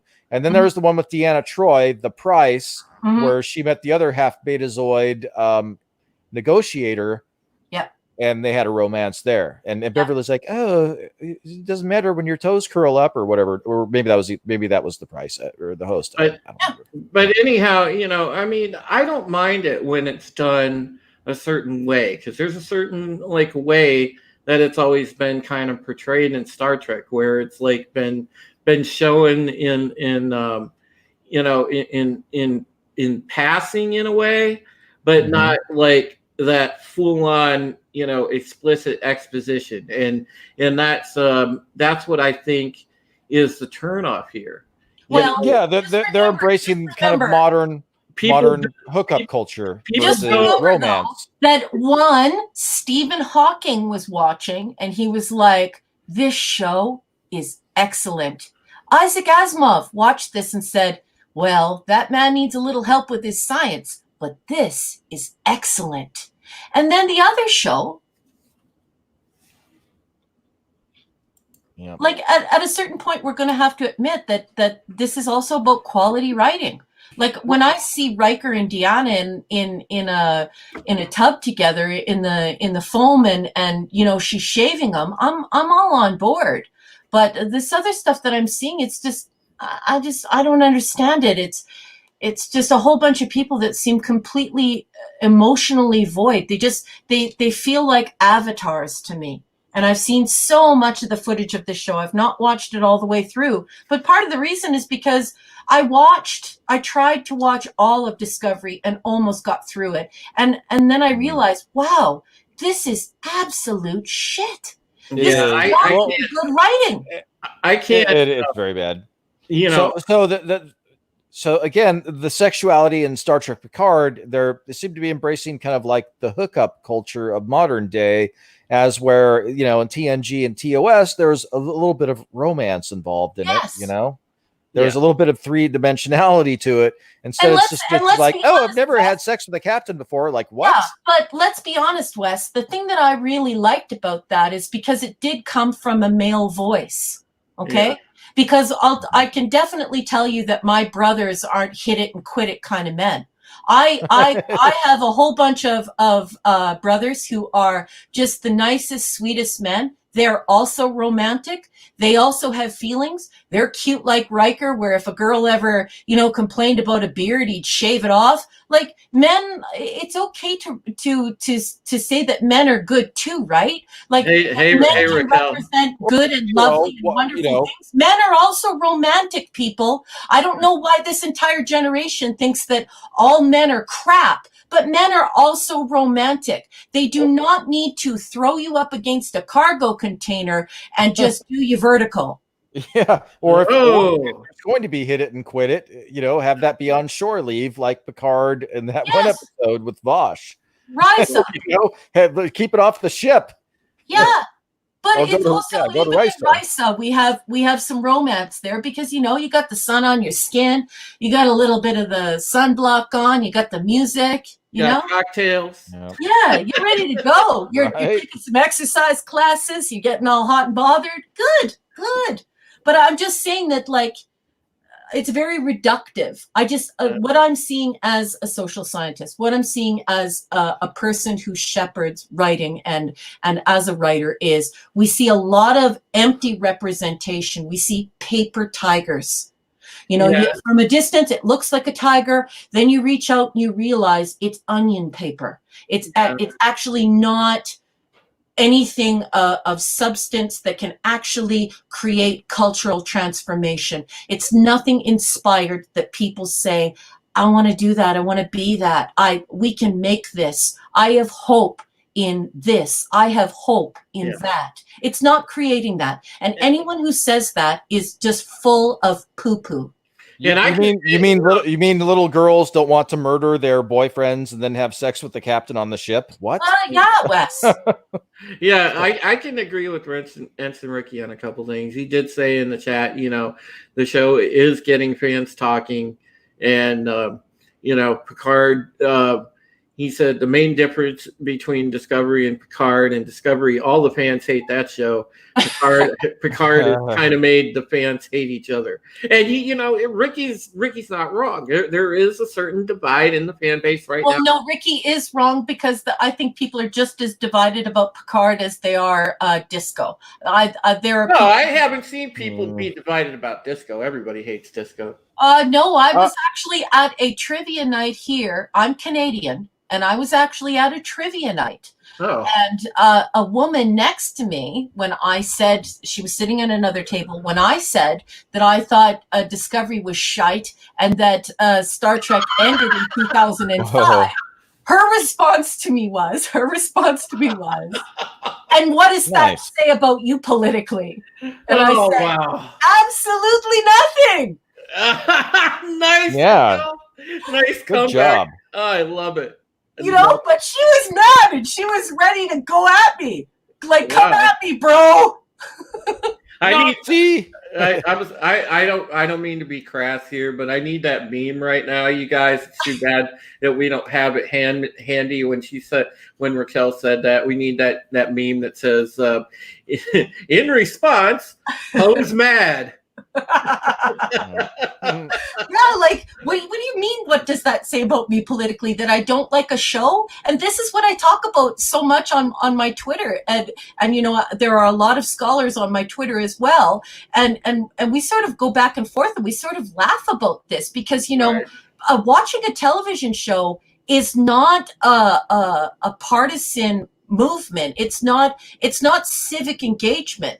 Civic engagement is getting into your community and making a difference. It's not arguing and fighting with people on Twitter and saying, if you don't like this show, I think you're alt-right. Yeah, exactly. It's all preposterous. It really is. All right, guys. Well, we're gonna probably say goodnight for now. Parting words, everybody, All right. please. My parting words are, make sure that you read my stuff on boundingintocomics.com. Yes. And also stop in on Thursday night for the Pegasus Actual podcast. Yes. Where we cover everything Battlestar Galactica because everybody likes that show. Yes. Yeah. Okay, Wes, go ahead, plug your channel, say what your final thoughts. Oh, okay. My final thoughts are that Star Trek Picard is a shit show and it's horrible and it's awful. And definitely too. And check out Drew's channel and subscribe if you're not subscribed. My channel is Wes Moody Webcast, as seen on youtube.com. I talk about pop culture, current events, occasional conspiracy theories, occasional car talk, and I will vlog about whatever the heck I want to because it's my webcast. And I think I'll wrap it up there and give the floor to Raquel. I want everyone. First, I want to thank Drew for having me tonight and Wes for being a wonderful gentleman and just a great panel. And I would like to thank everybody who participated tonight. But as you walk away from this cast, I want you to think of a couple of things. One, please stop thinking that because somebody likes a TV show, they're your enemy. I would like you to get on Twitter and actually start listening and start trying to be good to other people and see where it takes you. Because, people are not just political parties. They're human beings. Be kind to one another and think things through and engage people and have an open mind. And if you feel like being political, don't do it on Twitter. Get out in the world and go do something really nice. Go to a soup kitchen, feed your fellow man, collect money, get sleeping bags for the homeless. Or if you're a religious person, go to your church and help people. If you really want to be active in the world and change the world, stop screaming and yelling at people on Twitter and get out there and make a difference. You can do it. And not everybody is alt-right. Everybody is more dynamic than that. Start treating people like people. Well said. Stephen Ernest wants to know how to follow you on YouTube or on Twitter, Raquel. Stephen, I'm sorry. You're a wonderful person. Thank you so much for the compliment. But guess what? I'm just a sidekick.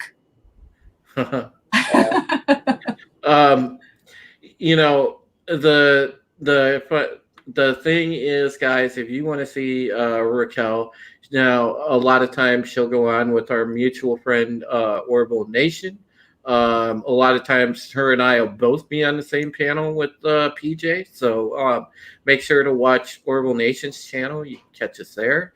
And of course, I will definitely have more of Raquel on my channel in the future because she's a very dear person to me, and I enjoy our talks and our banter together. So yeah, most definitely I'll have her on again, and yeah, please do watch the BSG podcast, Pegasus Actual podcast. We put a lot of time and energy into that, so please do. And we're trying to reach out to some BSG guests and get some of the actors or behind the scenes people on. So please stay tuned for that, guys, because we're really trying to take that to the next level. So thank you for all your support. Thanks for watching tonight.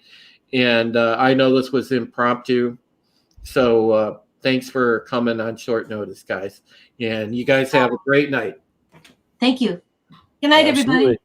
Good night, Bye, my friends.